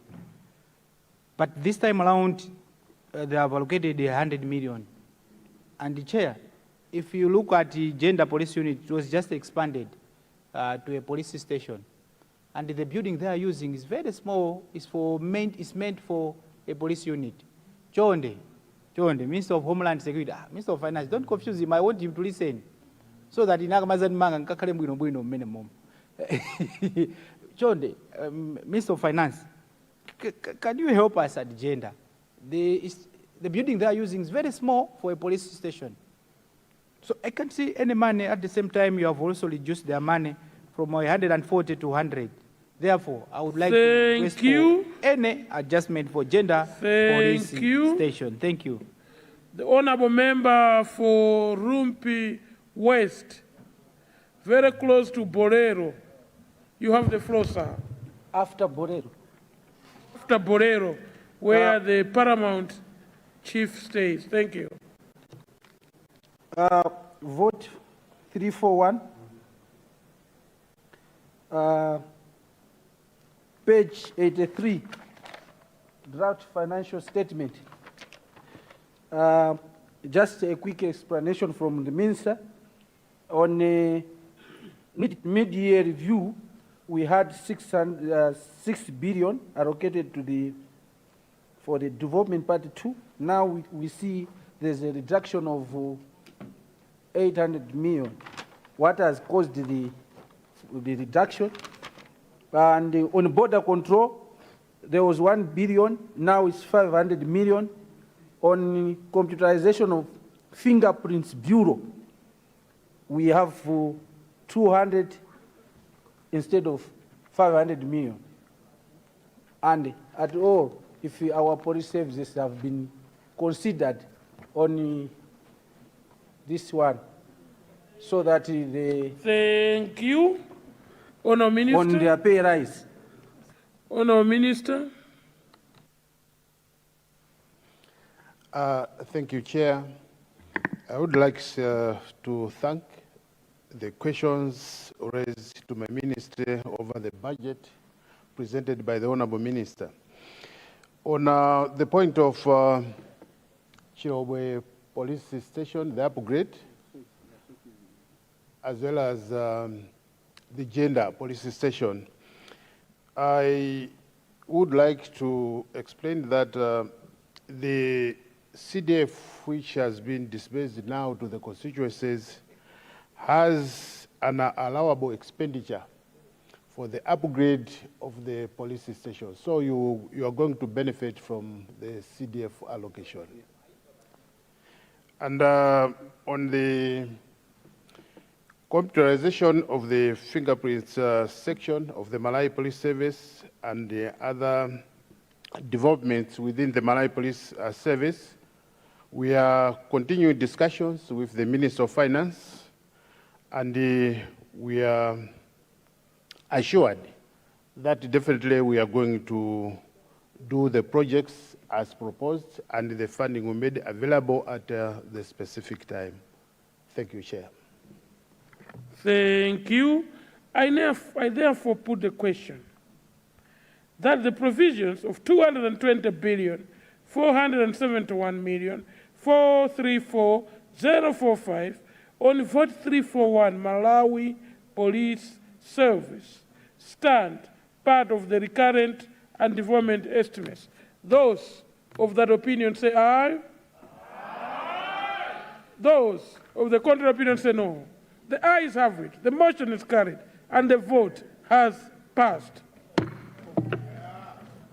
Vote 342, Malawi Prison Service. Honourable Minister of Finance, you have the floor. Thank you, Mr. Chairperson. I beg to move that the provision of 61 billion 781 million 729,648 on vote 342 Malawi Prison Service stand part of the recurrent and development estimates. I beg to move. Honourable members, if no one wishes to speak, I see the honourable member for Lilongwe Site Muloza and then the honourable member for Mulanje Central. You have the floor in that order. Thank you, Chair. I wanted to understand or find out from the Honourable Minister of Homeland Security. Many times, the prisoner services lament a lot in terms of the living condition as well as their structures. They are all in dilapidated state. Looking at the amount that we have here, 61 billion, do you think this would be enough? Because these are also people, these are Malawians that are in prison also. So I was just considering the living condition of our prisoners. Would you please maybe come out clear if this is enough? Thank you. Mulanje Central. Mr. Chairperson, I'm using budget document number 6, page 218. Within the Malawi Prison Service, Mr. Chairperson, there is a project called Revitalization of Industrial Workshops. This project, Chair, started in the year 2022, according to the documents presented in here. It started in 2022, but with a total estimated cost of 14.9 billion kwacha. However, cumulative funding to date is only 330 million kwacha. And for the forthcoming financial year, 2026-27, it is allocated only 895 million kwacha. I just wanted to find out from the Honourable Minister to say, is this project really a priority? Why this negligible funding? And again, I should also appreciate to learn the current status of this project. I thank you, Chair. Thank you. Honourable Minister. Let me start with the first one on whether the resources are available or enough. I would like to assure the honourable member that obviously this money is not enough. I'm sure, I know during our discussion with the ministry, obviously they were asking for more. Remember, I did mention that the total request that were asking, that were requested to add was almost 2.6 trillion, which will not be possible. So we allocated what, depending on the resource envelope this year, but as I've said, should there be need, and when the resources are available, we can look at it at the midterm. So obviously, money is not always enough, and I know they need more, but we have looked at what we can afford at the moment. But we can look at again at midterm. And I want also to inform this August House that this vote is the most important vote on prisons. Maybe we don't know it. Very important. If you ask us who have been there, you will see the relevance of this. I want to just give you an example. I didn't know, Mr. Chair, I remember we had a project funded by EU trying to renovate prisons. They wanted us to have beds, they wanted us to have TVs. I didn't know that I would be a beneficiary. I watched the World Cup finals at Maula. So this vote, I will tell you, you'll never know who will be the next occupant on this. So it's very important.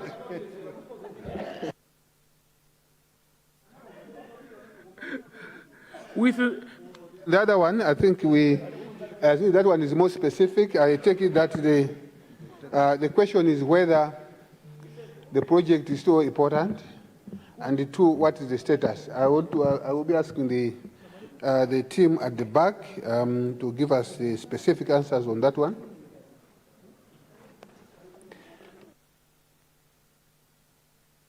Can I request that we get one usher destined for the back office so that we get those documents circulating on time?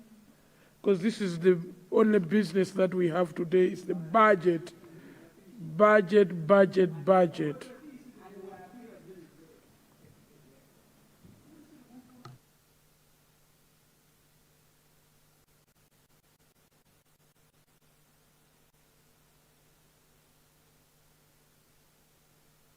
The response we have is that this project, in the revitalization of industrial workshops, indeed has been allocated 895 million. This project is indeed a priority, but it's being implemented in phases. But from what we have said, I think we need to facilitate, to make sure that we allocate more resources so that we can quickly finish it, because it can't be there forever. So I want to entirely agree with you. But as of now, we have 805, and obviously we'll make sure that we allocate more resources in the subsequent phases. Thank you, Chair. Thank you. Honourable members, I therefore put the question that the provisions of 61 billion 782 729 648 on vote 342 Malawi prison services stand part of the recurrent and development estimates. Those of that opinion say aye. Aye. Those of the contrary opinion say no. The ayes have it, the motion is carried, and the vote has passed.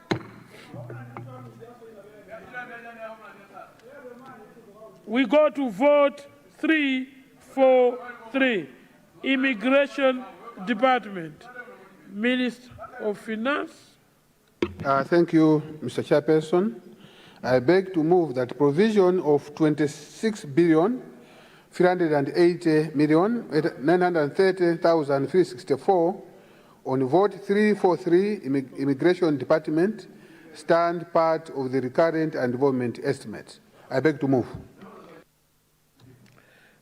Honourable members, if no one wishes to speak, I put a question that the provision of 26 billion 380 million 930,364 on vote 343 Immigration Department stand part of the recurrent and development estimates. Those of that opinion say aye. Aye. Those of the contrary opinion say no. Aye. The ayes have it. The motion is carried, and the vote has passed. We go to vote 344, National Registration Bureau. Honourable Minister of Finance.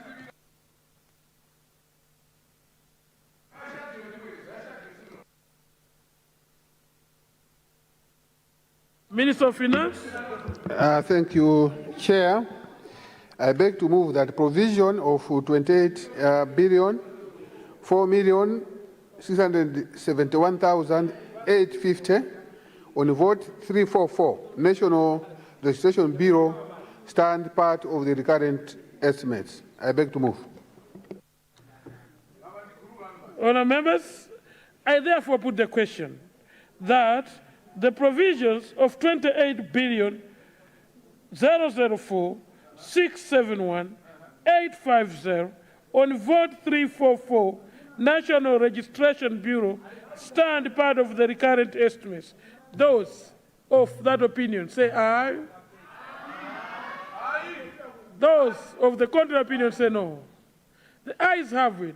The motion is carried, and the vote has passed.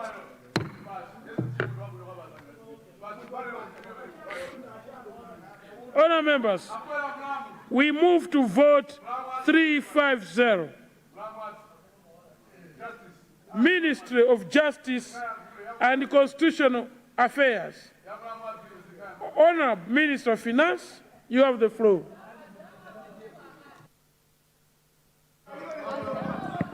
Thank you, Chair.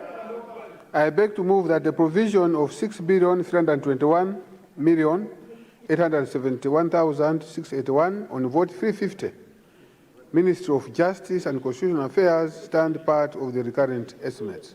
I beg to move. Honourable members, if no one wishes to speak, I therefore put a question that the provisions of 6,321,878,681 on vote 350, Minister of Justice and Constitutional Affairs, stand part of the recurrent estimates. Those of that opinion say aye. Those of the contrary opinion say no. The ayes have it. The motion is carried, and the vote has passed. We move to vote 351, Directorate of Public Prosecution and State Advocacy. Honourable Minister of Finance. Thank you, Chair. I beg to move that the provision of 4,788,605,018 kwacha on vote 351, Directorate of Public Prosecution and State Advocate, stand part of the recurrent estimates. I beg to move. Honourable members, if no one wishes to speak, I therefore put the question that the provisions of 4,788,605,018 kwacha on vote 351, Directorate of Public Prosecution and State Advocacy, stand part of the recurrent estimates. Those of the opinion say aye. Those of the contrary opinion say no. The ayes have it. The motion is carried, and the vote has passed.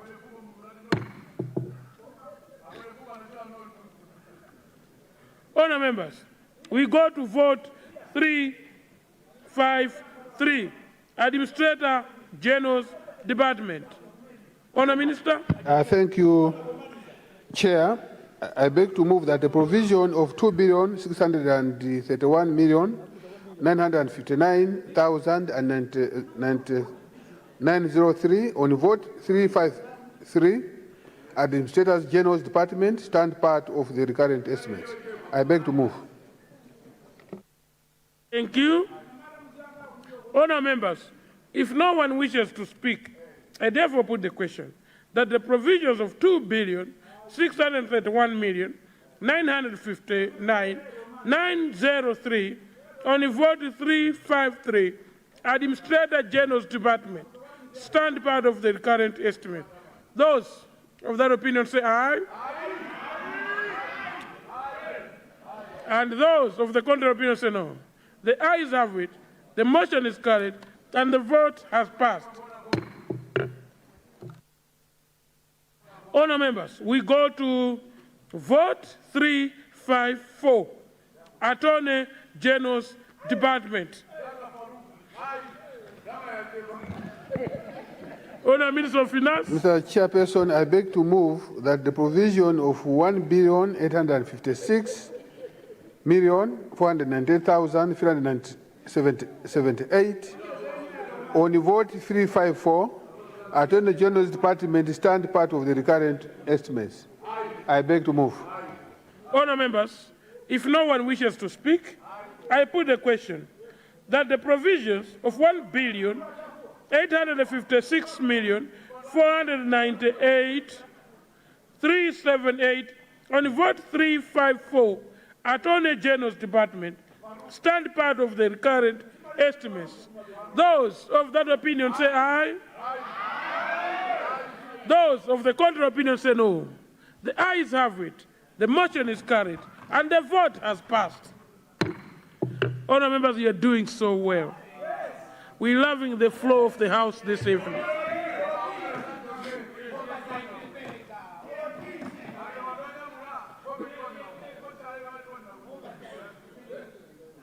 We go to vote 355. Office of the Registrar of Political Parties. Honourable Minister of Finance. Thank you, Chair.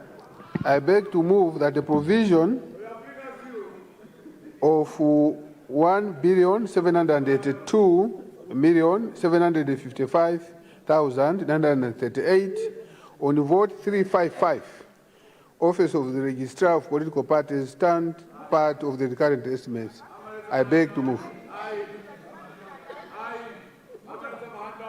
Honourable members, if no one wishes to speak, I put a question that the office of the registrar, that the provisions of 1,782,755,938 kwacha on vote 355, office of the registrar of political parties, stand part of the recurrent estimates.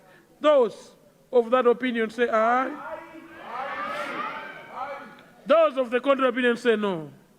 The ayes have it, the motion is carried, and the vote has passed. We move to vote 356, Companies, Registration, and Intellectual Property Center. Minister of Finance. Thank you, Chair. I beg to move that the provisions of 4,747,682,948 on vote 356, Companies Registration and Intellectual Property Center, stand part of the recurrent estimates. I beg to move. Honourable members, if no one wishes to speak, I now put a question that the provisions of 4,747,682,948 kwacha on vote 356, Companies Registration and Intellectual Property Center, stand part of the recurrent estimates. Those of that opinion say aye. Those of the contrary opinion say no. The ayes have it, the motion is carried, and the vote has passed. We move to vote 370. Congratulations, Minister of Justice. All your votes have gone through. Congratulations, congratulations. As we go to vote 370, Minister of Labour, Skills and Innovations. Honourable Minister of Finance, Labour, Skills and Innovations. Thank you, Chair.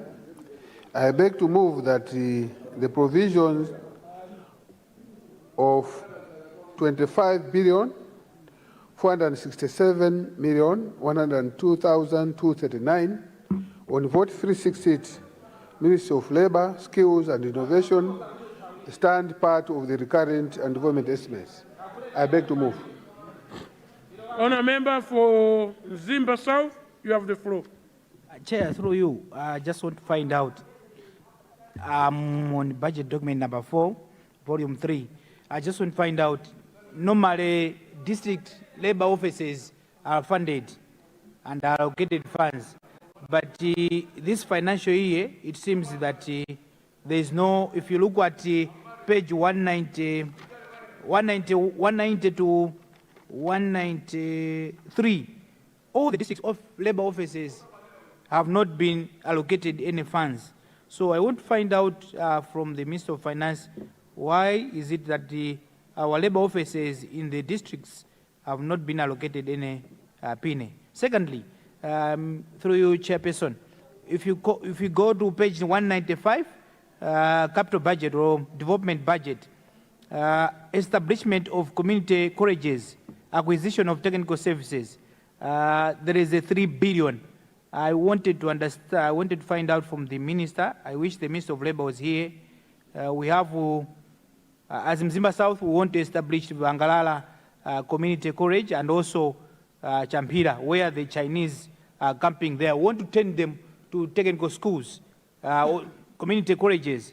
I wanted to know what kind of use is this 3 billion going to be used, so that maybe people from Mzimba South can benefit, more especially those that are staying closer to Chindoka, where the previous camp for the Chinese was, we turned it into a vocational school or a community college. Thank you, Chairperson. Thank you.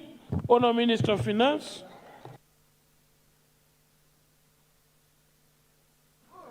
Honourable Chair, I need to get specifics from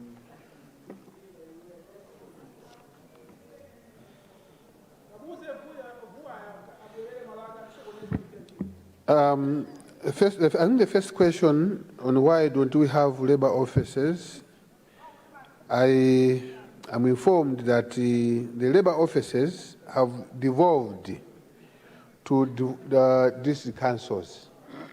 They are now part of the councils, unlike in the past where they were centralized at the ministry. So now they are part of the district council.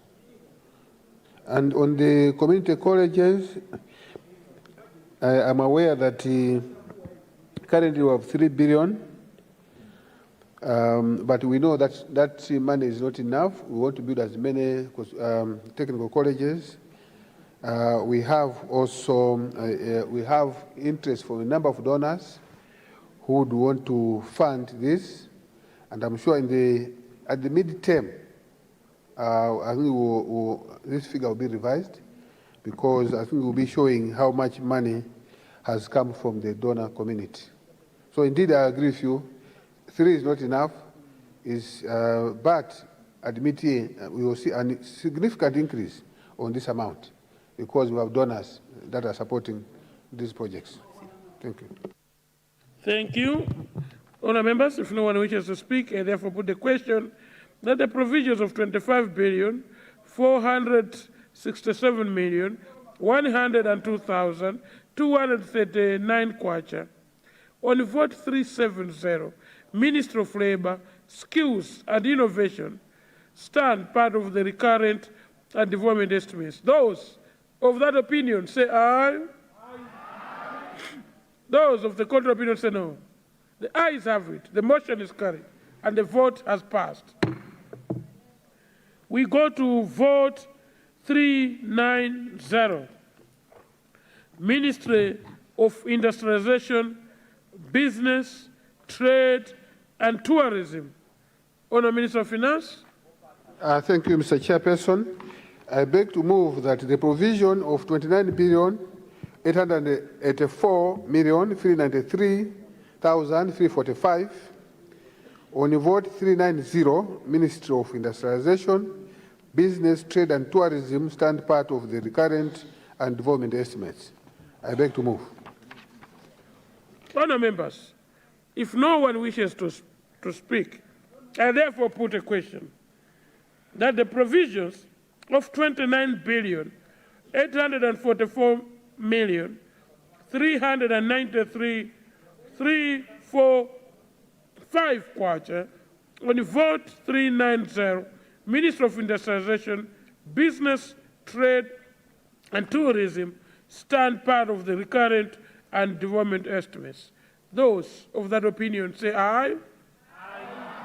Those of the contrary opinion say no. The ayes have it. The motion is carried. The vote has passed. Congratulations, Deputy Minister of Industrialization, for your maiden budget. We now go to vote 420. Roads Authority. Sorry. I'll take that again. We skipped one important vote. Vote 400. Ministry of Transport and Public Works. Honourable Minister of Finance. Thank you, Chair. I beg to move that the provision of 119,185,334,750 on vote 400, Ministry of Transport and Public Works, stand part of the recurrent and government estimates. I beg to move. Mzimba Southwest, Mzimba South, Rumpi West. In that order, please. Chairperson. Thank you. The more we give... Oh, you starting from my senior, okay. Thank you very much, Chair. Through you, let me find out from the Honourable Minister of Finance. There is a provision of 1 billion on rehabilitation. That's budget document number 5, page 499. And we are saying there is 1 billion for rehabilitation of Mzuzu Airport. I want the minister to pronounce himself what is really specific, because 1 billion, I'm not very sure if it can take us very far. As you are aware that everyone is looking forward to having an aeroplane landing at Mzuzu Airport. On the same page, there is also an item where you are saying construction of new Mzuzu Airport, and the amount allocated is 500 million. Through you, Mr. Chairman, I want the Minister, both of Finance or Transport, to pronounce themselves. Thank you. Through you, Chairperson, I'm also on page 219 of the Budget 4, of volume number 3. Southern Africa trade. There is training expenses, and also there is acquisition of technical services, which is amounting to 53 billion. And also there is a training, there is also another acquisition of technical services, which is 21 billion. Total is amounting to about 74 billion. Through you, Chairperson, I just wanted to find out if there is really a possibility of making some waivers. We have applied for Mzuzu new airport for so long as Northerners. How I wish one time we can be answered. Is there no possibility that from the 74 billion we can take out 10 billion and allocate it to Mzuzu new airport? And then Mkungutamoyo comes there, we open, we celebrate that really APM has done wonders for the people of Northern Region. I want a commitment from Minister of Finance so that we can exhaust this new airport. As already highlighted by Mzimba Southwest, it is the cry of the people of the North that these amounts can be allocated fairly. Thank you. Chair has a question on my phone to say if Mzimba South would want to fly to Mzuzu, how then he gets to Gender? So maybe that one we take it outside, because then you have to fly to Mzuzu and come back to Gender. Honourable member for Rumpi West. Thank you, Mr. Chair. On the Minister of Finance, on Minister of Transport and Public Works, on the 419 budget proposed, I wanted to find out why they have not included recapitalization of Minister of Works, especially the PVHS, where most contractors are failing to deliver works in time because of lack of equipment. We are going towards having CDF, which will need graders, excavators, tippers. But if you look at the Minister of Transport, PVHS, it's not in shape as it used to do. I've not seen anything from there. How are they going to take care of this situation? From the 400 and 19 billion. Thank you. Kota, leader, just one more. We'll just take them all together. Kota Central. Thank you so much, Honorable First Deputy Speaker, for recognizing the people of Kota Central to make a contribution. I would like to find out from both the Minister of Finance and Minister of Transport if the allocation for rehabilitation of Zuzu Airport mean and imply that the airport will not be moved from where it is now. I ask this question in view of the background fact that there was a proposal that where the airport sits now kind of inhibits its growth and development because for want of a better word, it's too closely surrounded by the nearby community.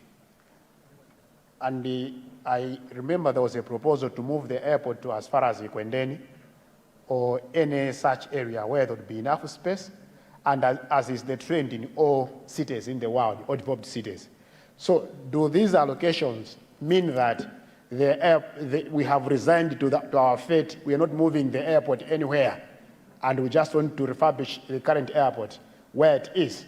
I want to get it clearly. Thank you. Thank you. Honourable Minister of Transport.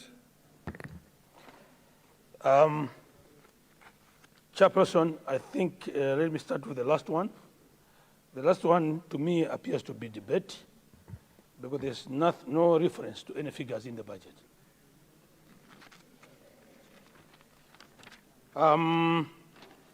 Mzimba South.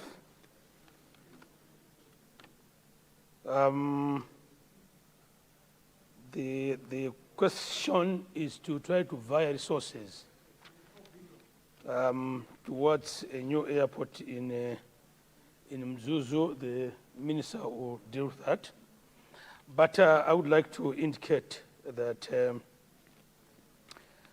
resources provided for the new Mzuzu airport, the 500 million is for feasibility studies. Just for the information of the House, some land have been identified just after Kwendeni. That is the land where the new airport is planned to be constructed.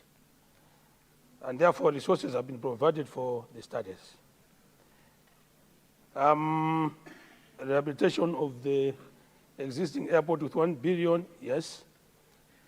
The existing airport was already given some facelift, but when the Malawi Airlines went to do a test flight, it was discovered that the runway needed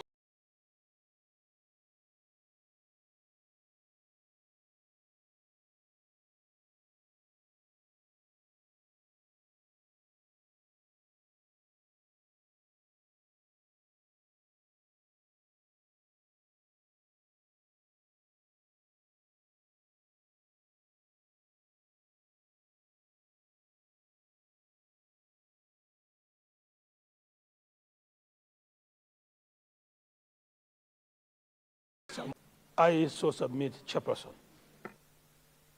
Minister of Finance. Thank you, Chair. I think there was a question from Zimba South. Just to add on what the Honourable Minister of Transport has said, that indeed the resources cannot be reallocated from a project called Resilience and Strategic Operational Enhancement Project, which is donor funded, and therefore cannot be allocated to Zuzu Airport. And furthermore, from what the Minister also has said on the PVHES, I would want to inform the August House that this is a treasury, and the treasury fund is a treasury fund, meaning that they're expected to be generating their own resources. But as the Minister says, that you will see there's some progress because they have started mobilizing resources on their own. But furthermore, there are also the PVHES are also exploring a PPP model. And that process is ongoing, and the August House will be kept informed once at an appropriate time. Thank you very much. I therefore put the question that the provision of 119,185,334,750 kwacha on vote 400, Minister of Transport and Public Works, stand part of the recurrent and development estimates. Those of that opinion say aye. Aye. Those of the contrary opinion say no. The ayes have it, the motion is carried, and the vote has passed. Vote 420, Roads Authority. Minister of Finance. Mr. Chairperson, I beg to move that the provision of 9,500 million on vote 420, Roads Authority, stand part of the recurrent estimates. I beg to move. Honourable members, if no one wishes to speak, I put a question that the provisions of 9,500 million on vote 420, Roads Authority, stand part of the recurrent estimates. Those of that opinion say aye. Aye. Those of the contrary opinion say no. The ayes have it, the motion is carried, and the vote has passed. We move to vote 430, Malawi Human Rights Commission. Honourable Minister of Finance, you have the floor. Mr. Chairperson, I beg to move that the provision of 4,038,630,419 on vote 430, Malawi Human Rights Commission, stand part of the recurrent estimates. I beg to move. Honourable members, if no one wishes to speak, I put a question that the provisions of 4,038,658,419 on vote 430, Malawi Human Rights Commission, stand part of the recurrent estimates. Those of that opinion say aye. Those of the contrary opinion say no. The ayes have it, and the motion is carried. And the vote has passed. Vote 460, Malawi Electoral Commission. Honourable Minister of Finance. Thank you, Chair. I beg to move that the provision of 23 billion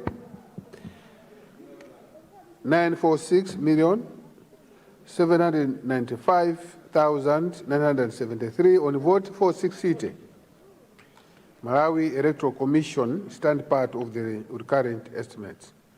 I beg to move.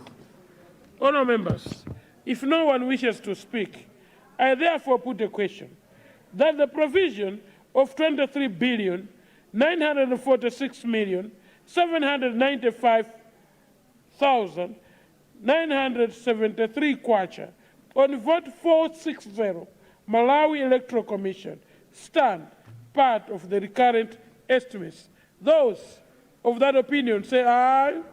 Aye. Those of the contrary opinion say no. The ayes have it, the motion is carried, and the vote has passed.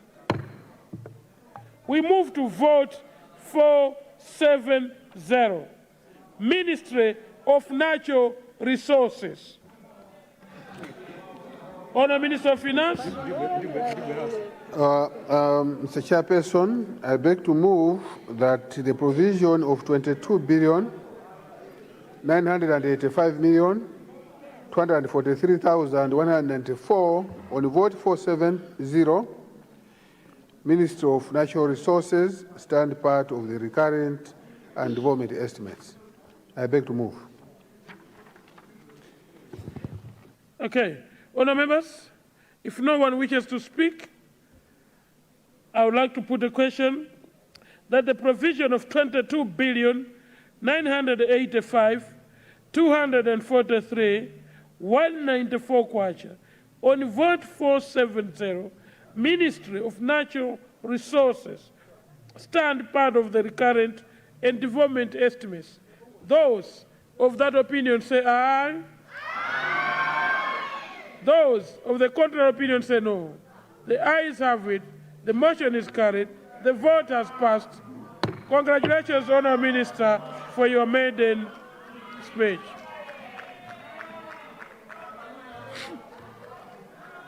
We go to vote 490, Ministry of Energy and Mining. Honourable Minister of Finance. Mr. Chairperson, I beg to move that the provision of 329 billion 450 million 889,543 on vote 490, Ministry of Energy and Mining, stand part of the recurrent and development estimates. I beg to move. Yeah, I can see the honourable member representing the people of Mzimba South. You have the floor, sir. Thank you so much, Chairperson. I'm on the budget document number 4, volume 3, on page number 262. On the asset project. Asset project, there is I understand this project is being championed by Ms. ESCOM. So, but there is an allocation of 23 billion.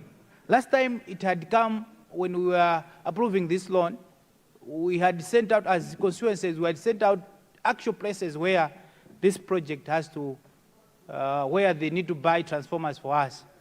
But it didn't happen. How I wish the Minister of Energy was here so that he can hear this. Connection hasn't happened since we approved this loan. So I just wanted to find out how effectively it is landing on the ground, because a lot of monies are being allocated. Like in this time, it's 87.8 billion. Thank you so much, Chairperson. Thank you. Honourable Minister of Finance, if you have an explanation.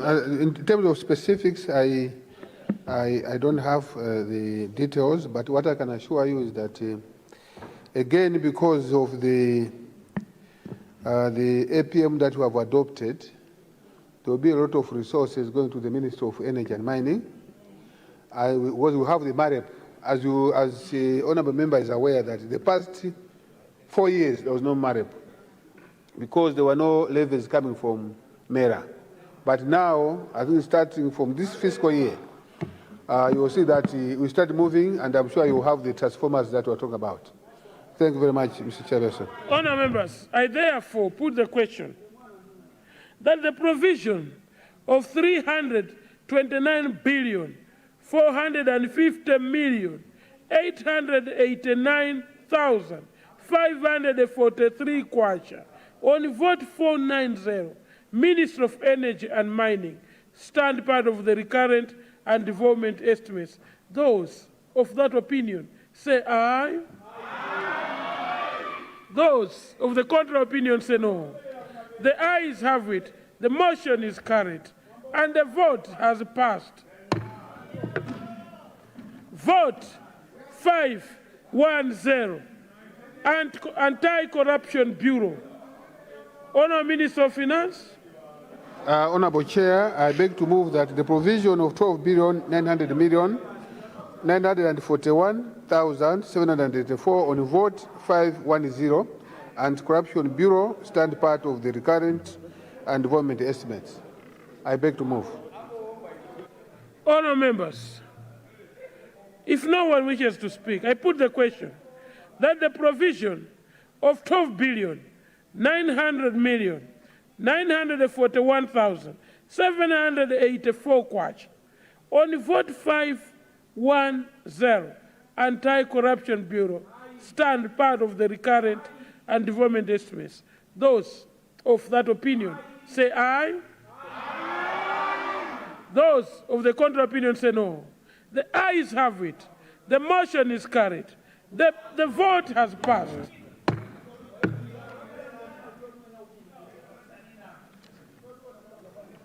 Vote 520, Legal Aid Bureau. Honourable Minister of Finance, you have the floor, sir. Thank you, Mr. Chairperson. That the provision, I beg to move that the provision of 7,700,912,868 on vote 520, Legal Aid Bureau, stand part of the recurrent estimates. I beg to move.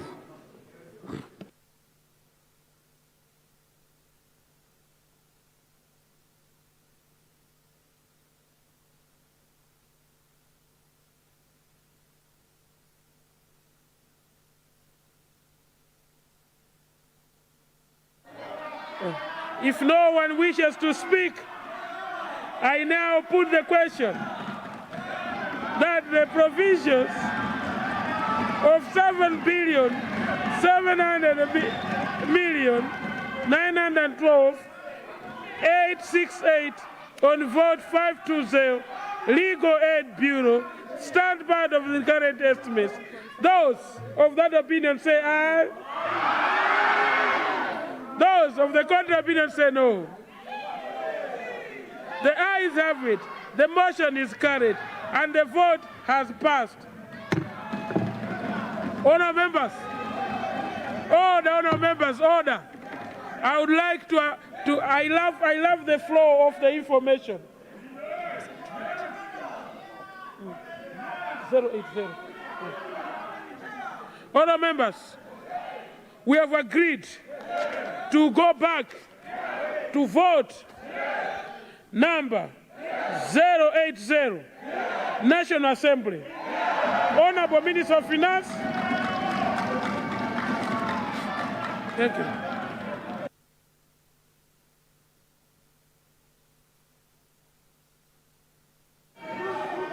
Mr. Chairperson, I beg to move.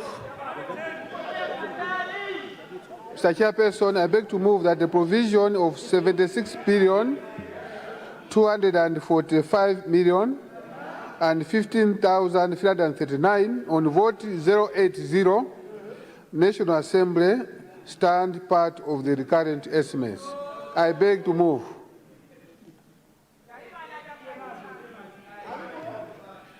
Honourable members, if no one wishes to speak,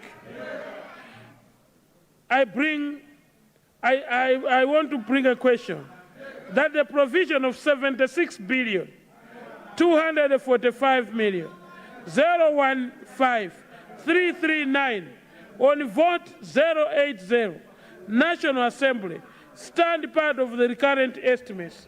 Those of that opinion say aye. Those of the contrary opinion say no.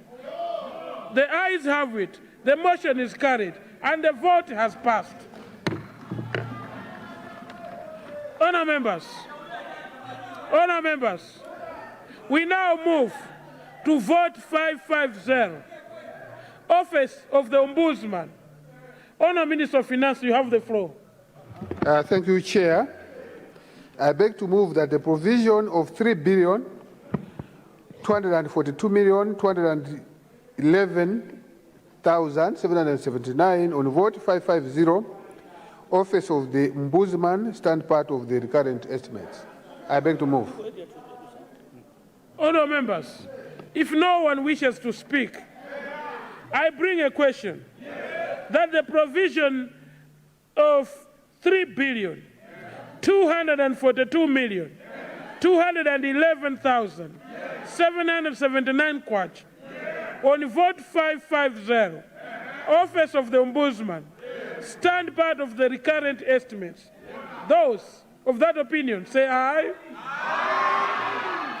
Those of the contrary opinion say no. The ayes have it. The motion is carried. The vote has passed.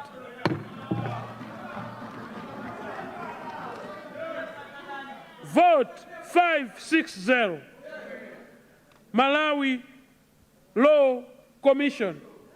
Honourable Minister of Finance, You have the floor, sir. Mr. Chairperson, I beg to move that the provision of 3,081,207,204 on vote 560 Malawi Law Commission stand part of the recurrent estimates. I beg to move.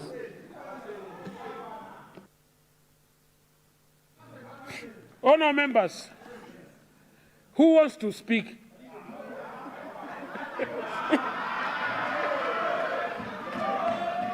If no one wishes to speak, I put the question that the provisions of 3,081,207,204 kwacha on vote 560 Malawi Law Commission stand part of the recurrent estimates.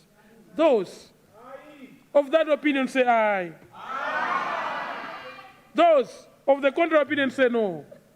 The ayes have it, and the motion is carried, and the vote has passed.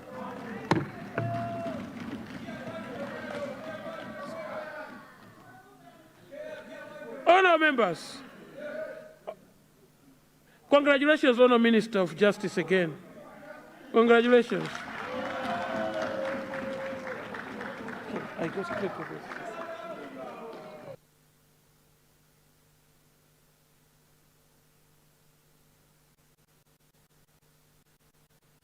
Honourable members, that the sum of 10 trillion 978 billion 491 million 310,711 kwacha be appropriated to the consolidated recurrent and capital accounts for the purpose set out in the recurrent and capital estimates. Those of that opinion say aye. And those with a contrary opinion say no. The ayes have it. The motion is carried.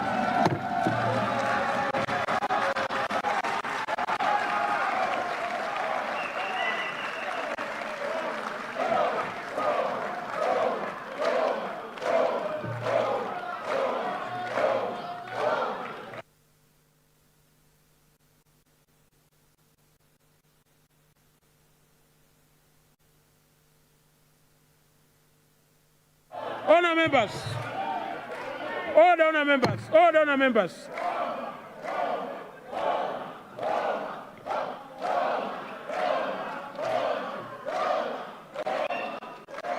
Order, honour members, order. Honour members, indeed we are Boma because we are an arm of government and it qualifies us all here to be called Boma. With those ways, this marks the end of the committees of supply. Honourable members, I therefore adjourn the committee. Suspend.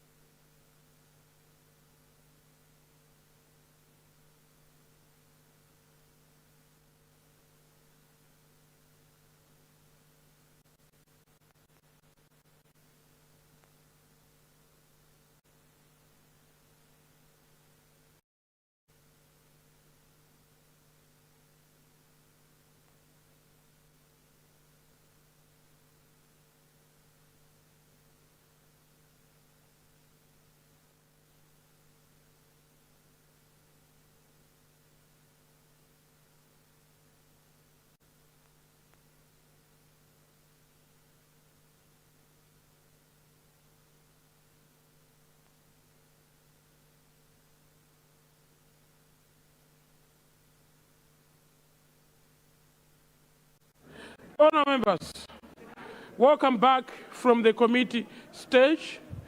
Honourable Minister to report. Thank you, Mr. First Deputy Speaker. I beg to report that the estimate of expenditure on recurrent and development accounts for 2026-2027 financial year went through Committee of Supplies, and the following votes were passed, starting from vote 050, vote 060, vote 070, vote 071, 072, 080, 081, vote 082, 090, vote 091, 092, vote 093, vote 097, vote 100, vote 101. Honourable Minister, you are reporting on votes that you have already reported in the morning. Oh, okay. Can you go to 241, Office of the Second Vice President? That's where we've started from this afternoon. Thank you, Honourable Minister. Thank you very much, Mr. First Deputy, for the guidance. Should I start from vote 241? Thank you. I would like to report, Mr. First Deputy Speaker, that the following votes went through committee stage and the following votes were passed. Vote 241, 250, 260, 270, 271, 273, 274, 275, 276, 277, 278, 279, vote 310, vote 320, vote 330, vote 340, vote 341, vote 342, vote 343, vote 344, vote 350, vote 351, vote 353, vote 354, vote 355, 356, vote 370, vote 390, vote 400, vote 420, vote 430, vote 460, vote 470, vote 490, vote 510, vote 520, vote 550, and vote 560. I beg to report. And vote 080. And 8080. I beg to report.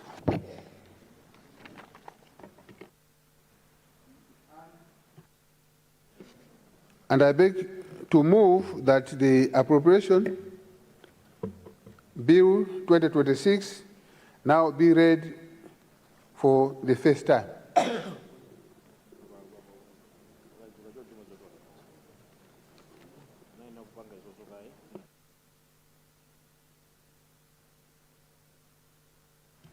Honourable Minister, there's another motion before the appropriation one that you need to move for now. But before you do that, I see leader rising, possibly for an extension. Indeed, First Deputy Speaker, I beg to move that time be extended in order for the Minister of Finance to conclude his presentation and thereafter move for the appropriation bill. I beg to move. Thank you very much, honourable members. We have a motion on the floor. The motion is to extend time for the Honourable Minister of Finance to conclude. Those of that opinion say aye. Those of the contrary opinion say no. The ayes have it. The motion is carried. Now we have time has been extended. Thank you.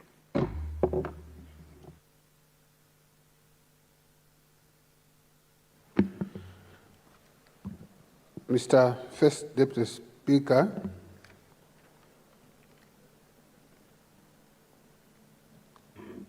I beg to move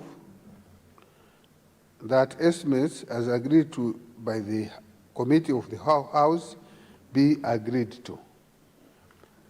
I beg to move. Honourable members, we have a motion on the floor, and the motion is estimates as agreed to by the committee of this whole House be agreed to. Those of that opinion say aye. Aye. Those of the contrary opinion say no. The ayes have it. The motion is carried. This means the budget has passed. Thank you.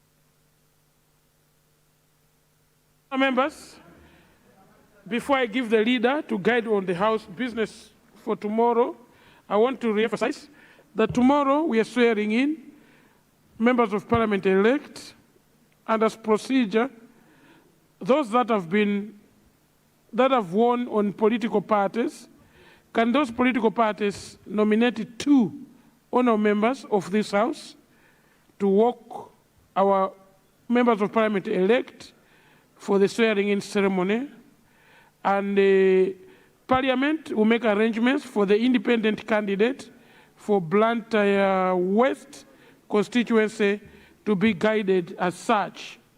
So there are 4 constituencies that are being swearing in tomorrow here in Parliament.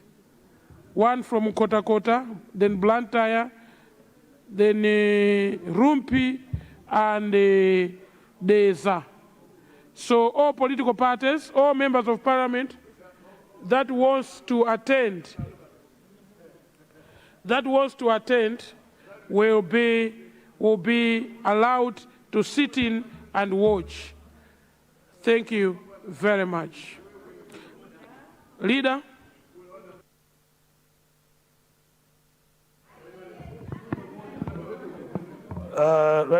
First Deputy Speaker.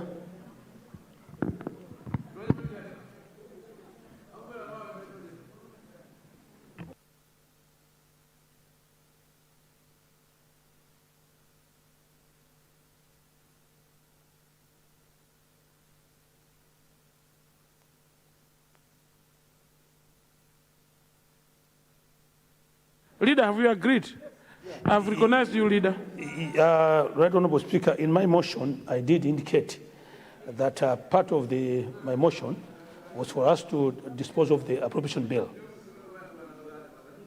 I submit First Deputy Speaker.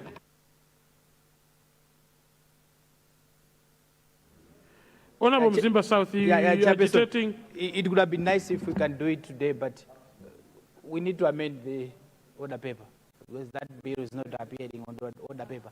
At the same time, I was thinking that maybe if we, all the subsidiary act were laid, were they already laid on the table, the ones that are on the order paper?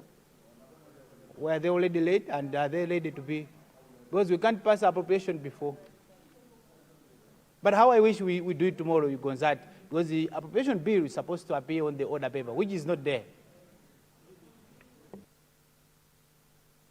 It is true, honorable colleagues. I would like to agree with the point of order from the honorable member from Mzimba South. Thank you so much for that. And I want to sustain your point of order. The appropriation bill, leader, is not on the order paper. If we are to proceed with such, we would have to borrow from your extension to pass for a supplementary order paper, which if you circulate it electronically, we can tackle the appropriation bill. And I stand to be guided, leader. I stand to be guided. Motion we moved, you moved, was the extension of this time for that. Yes. Component was included already. Correct. So we are still cannot adjourn before you explain yourself, leader. Thank you. Yes, I wanted us to conclude this business today. So I therefore move that a supplementary order paper be produced that will contain the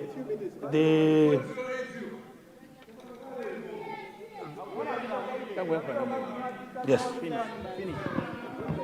A supplementary order paper be produced that will contain that item.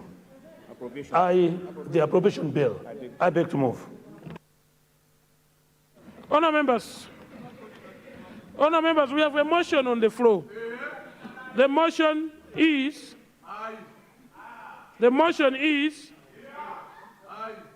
for the provision of a supplementary order paper to contain business as prescribed by the leader of the House. Those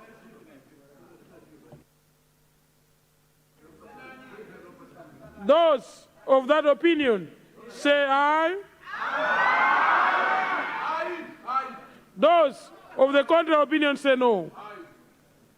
The ayes have it. The motion is carried, and the supplementary order paper will be produced. Thank you.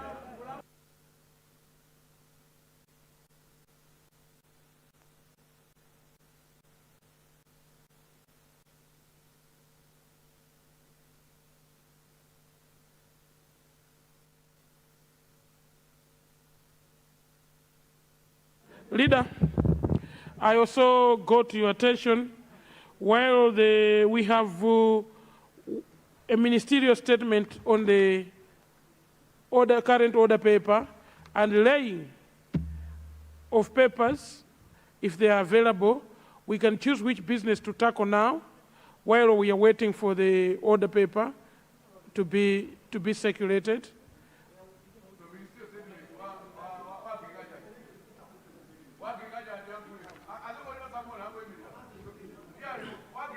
Or you can choose to adjourn for a few minutes and come back.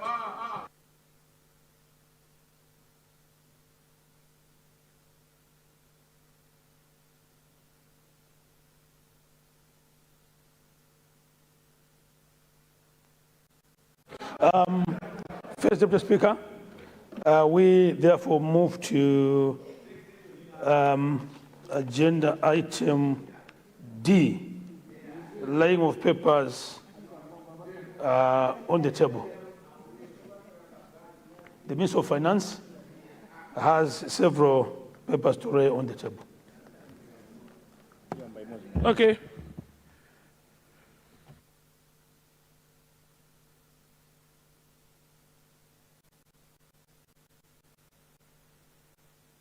Honour members, we have a motion on the floor to vary the order paper to tackle government business D, laying of papers. 1, subsidiary legislation. Those of that opinion say aye. Those of the contrary opinion say no. The ayes have it. The motion is carried. Honourable Minister of Finance. Mr. First Deputy Speaker, I beg to present the papers standing on my name under item 4D-I-1A. I beg to move. Sergeant Adams.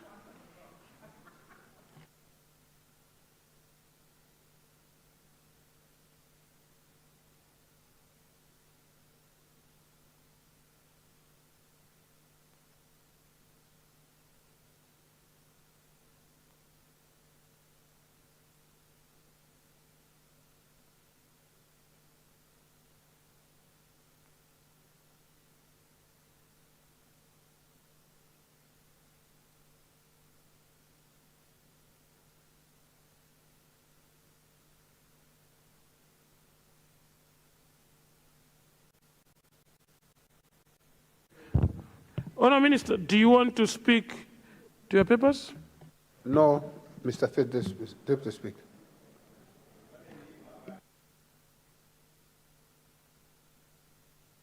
I refer it to the relevant committee.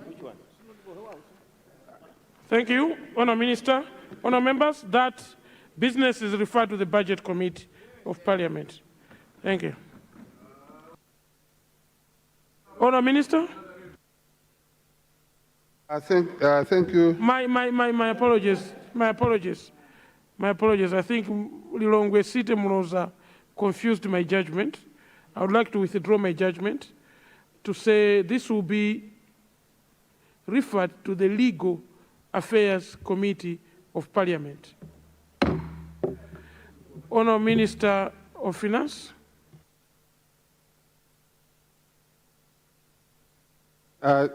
Maybe before I proceed, Chair, I just want to seek your guidance, given that the issues are to do with taxes. I know, yes, legal may be involved because it's a legal document. Perhaps maybe the two committees and budget. Yeah. Yeah, so the Budget Committee of this House is also referred to. So, thank you.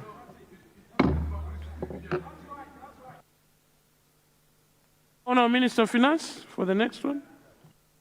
Mr. First Deputy Speaker, I beg to present the papers standing on my name under item 4D-I-1B. I beg to move. Sergeant Adams.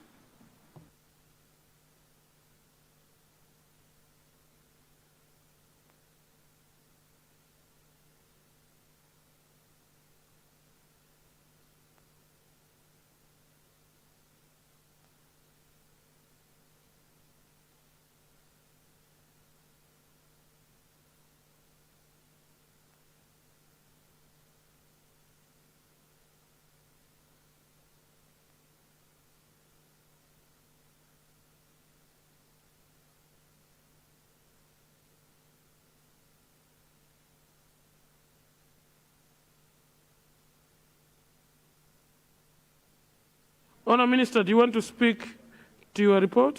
No, Mr. First Deputy Speaker, I refer them to relevant committees of legal and budget and finance committees.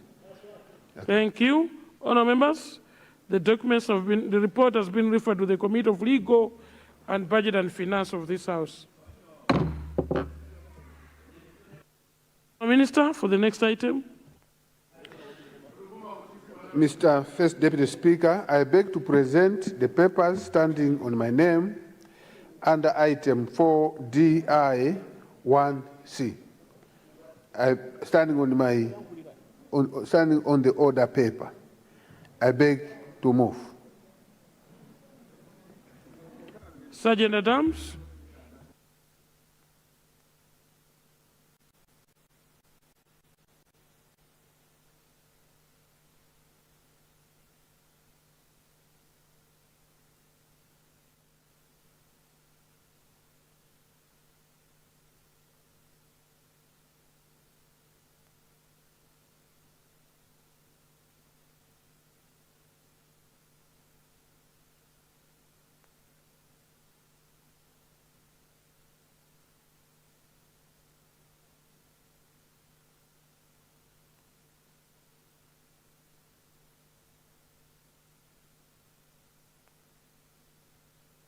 Honourable Minister, do you want to speak to your report?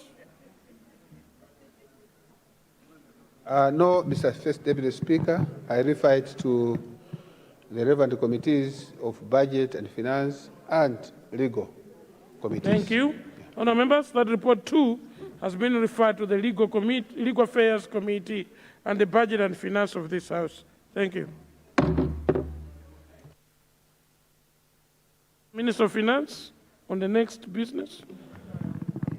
Mr. First Deputy Speaker, I beg to present the papers standing on my name under item 4DI 1E of the order paper. I beg to move. Sergeant Adams.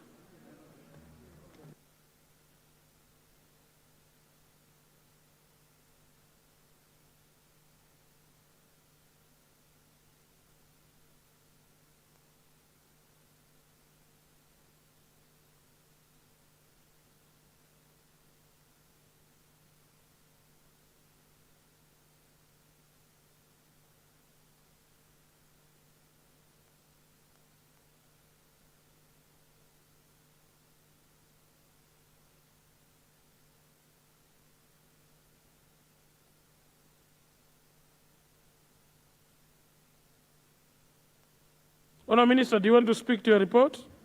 No, Mr. First Deputy Speaker. Members, as tradition, this report too will be referred to the Legal Affairs Committee and the Budget and Finance Committee.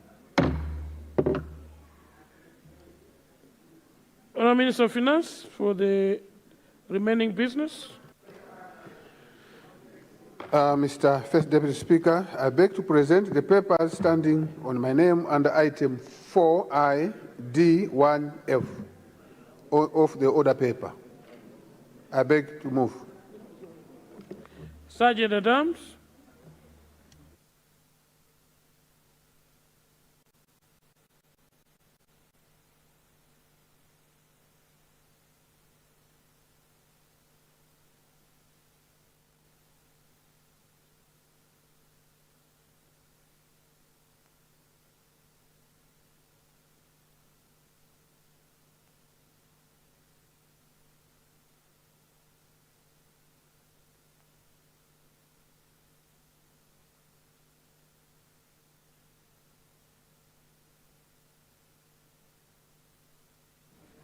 Honourable Minister, do you want to speak to the report? No, Mr. First Deputy Speaker, I refer it to the Committee of Budget and Finance and Legal Affairs committees. Thank you, honourable members. That report too is referred to the Committee of Legal Affairs and Budget and Finance Committee of this House. Thank you. Thank you very much, Honourable Minister of Finance.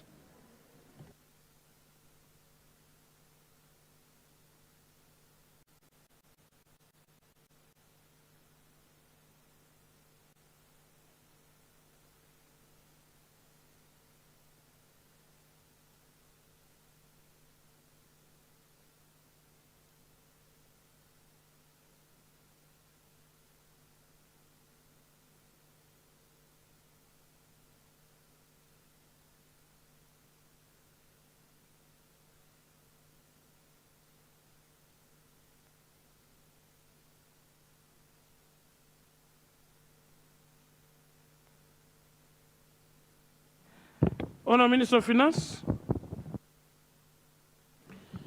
Mr. First Deputy Speaker, I beg to present the papers standing on my name under item 4D I-1-2 of the order paper.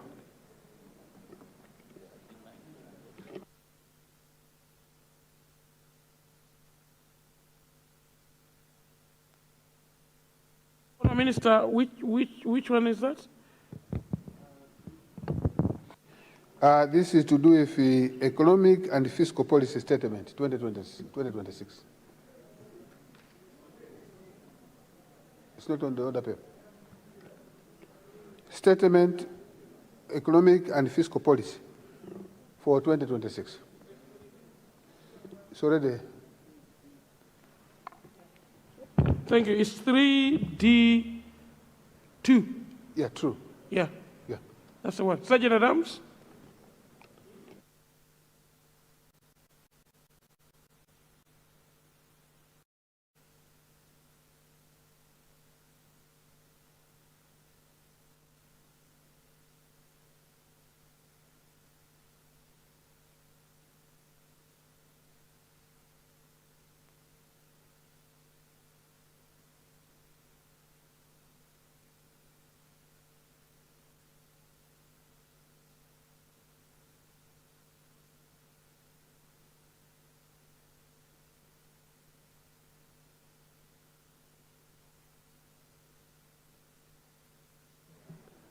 Honourable Minister, do you want to speak to the statutory report?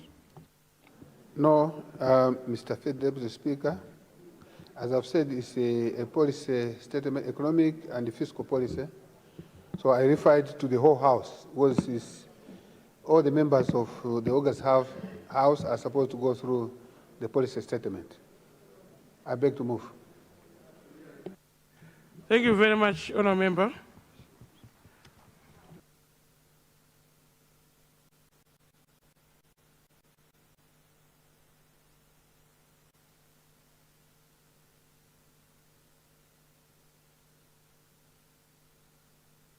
Thank you very much, honourable members.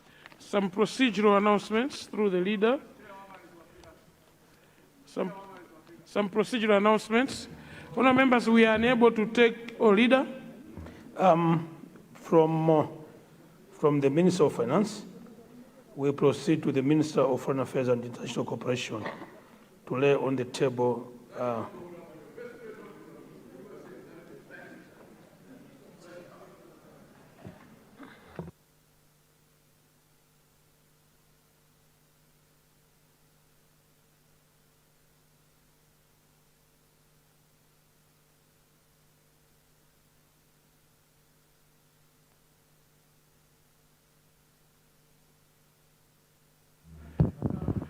Honourable Minister of Foreign Affairs.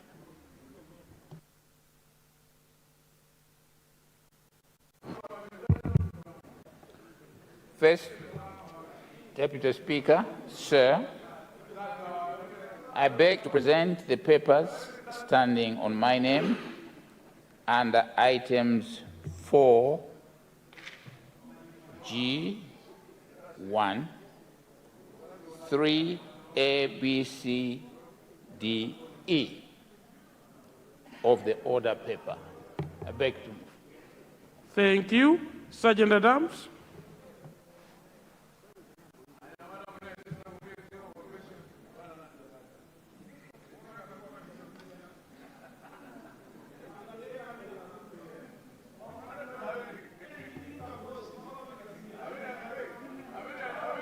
Thank you.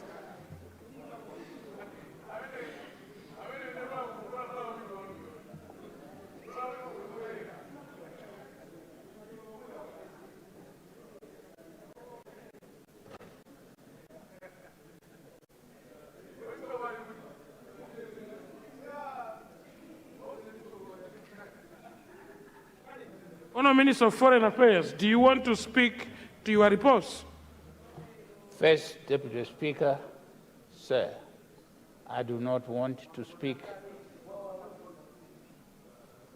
It is just a question of laying on the table and not being referred to any committee. Thank you.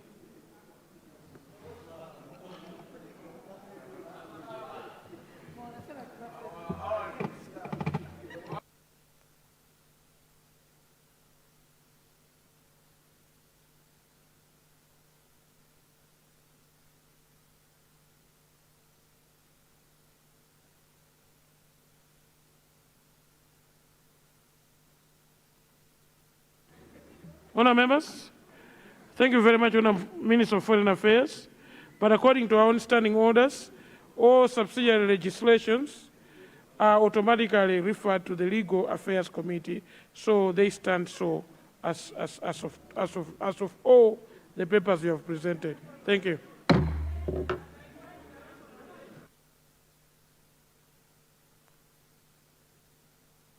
Point of order. What has gone out of order? What has gone out of order, Honourable Member? Deputy Speaker, sir, is it in order that the issue that is on the floor right now is something to do with international relations? But the reference goes on to the Legal Committee affairs. Is it in order? Our first Deputy Speaker.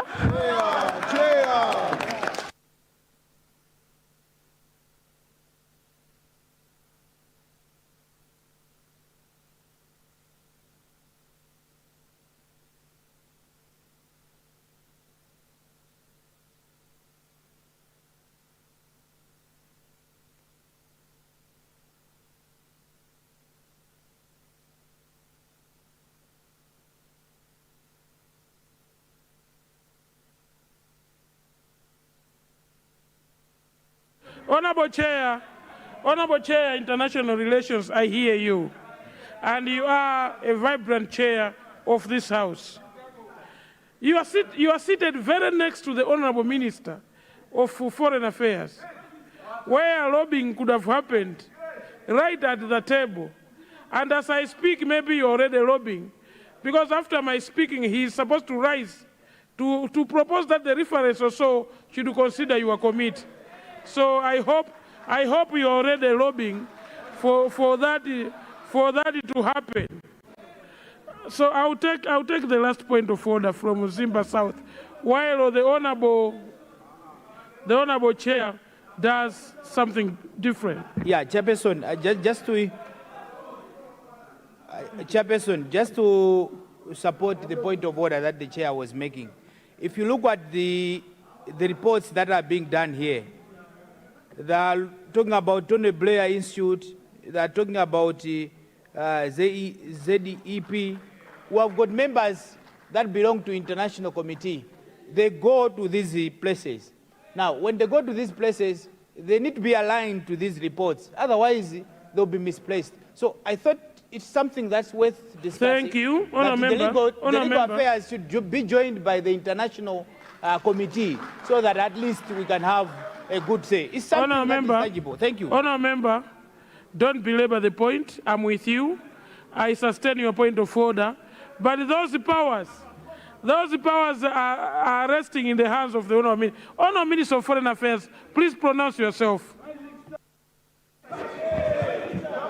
First Deputy Speaker, sir, I fully agree that this meeting should be shared between the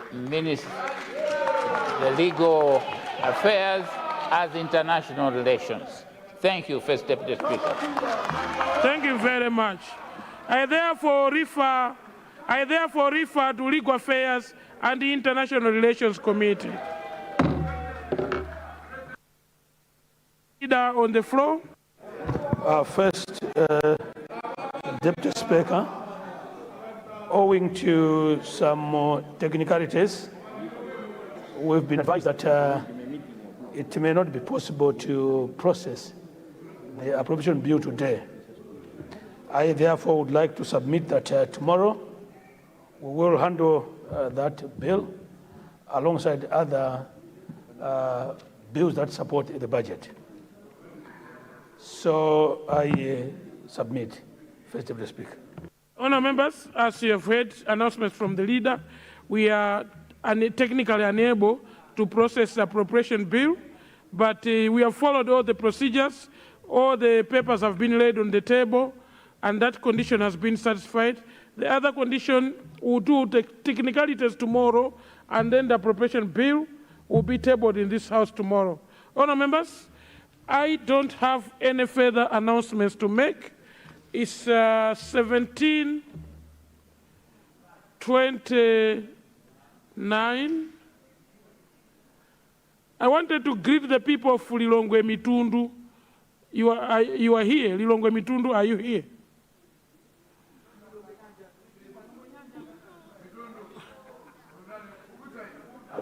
It's Lilongwe Bunda. Oh, Lilongwe Bunda constituency. Yes. Greetings, Honourable Member. Thank you. Thank you very much.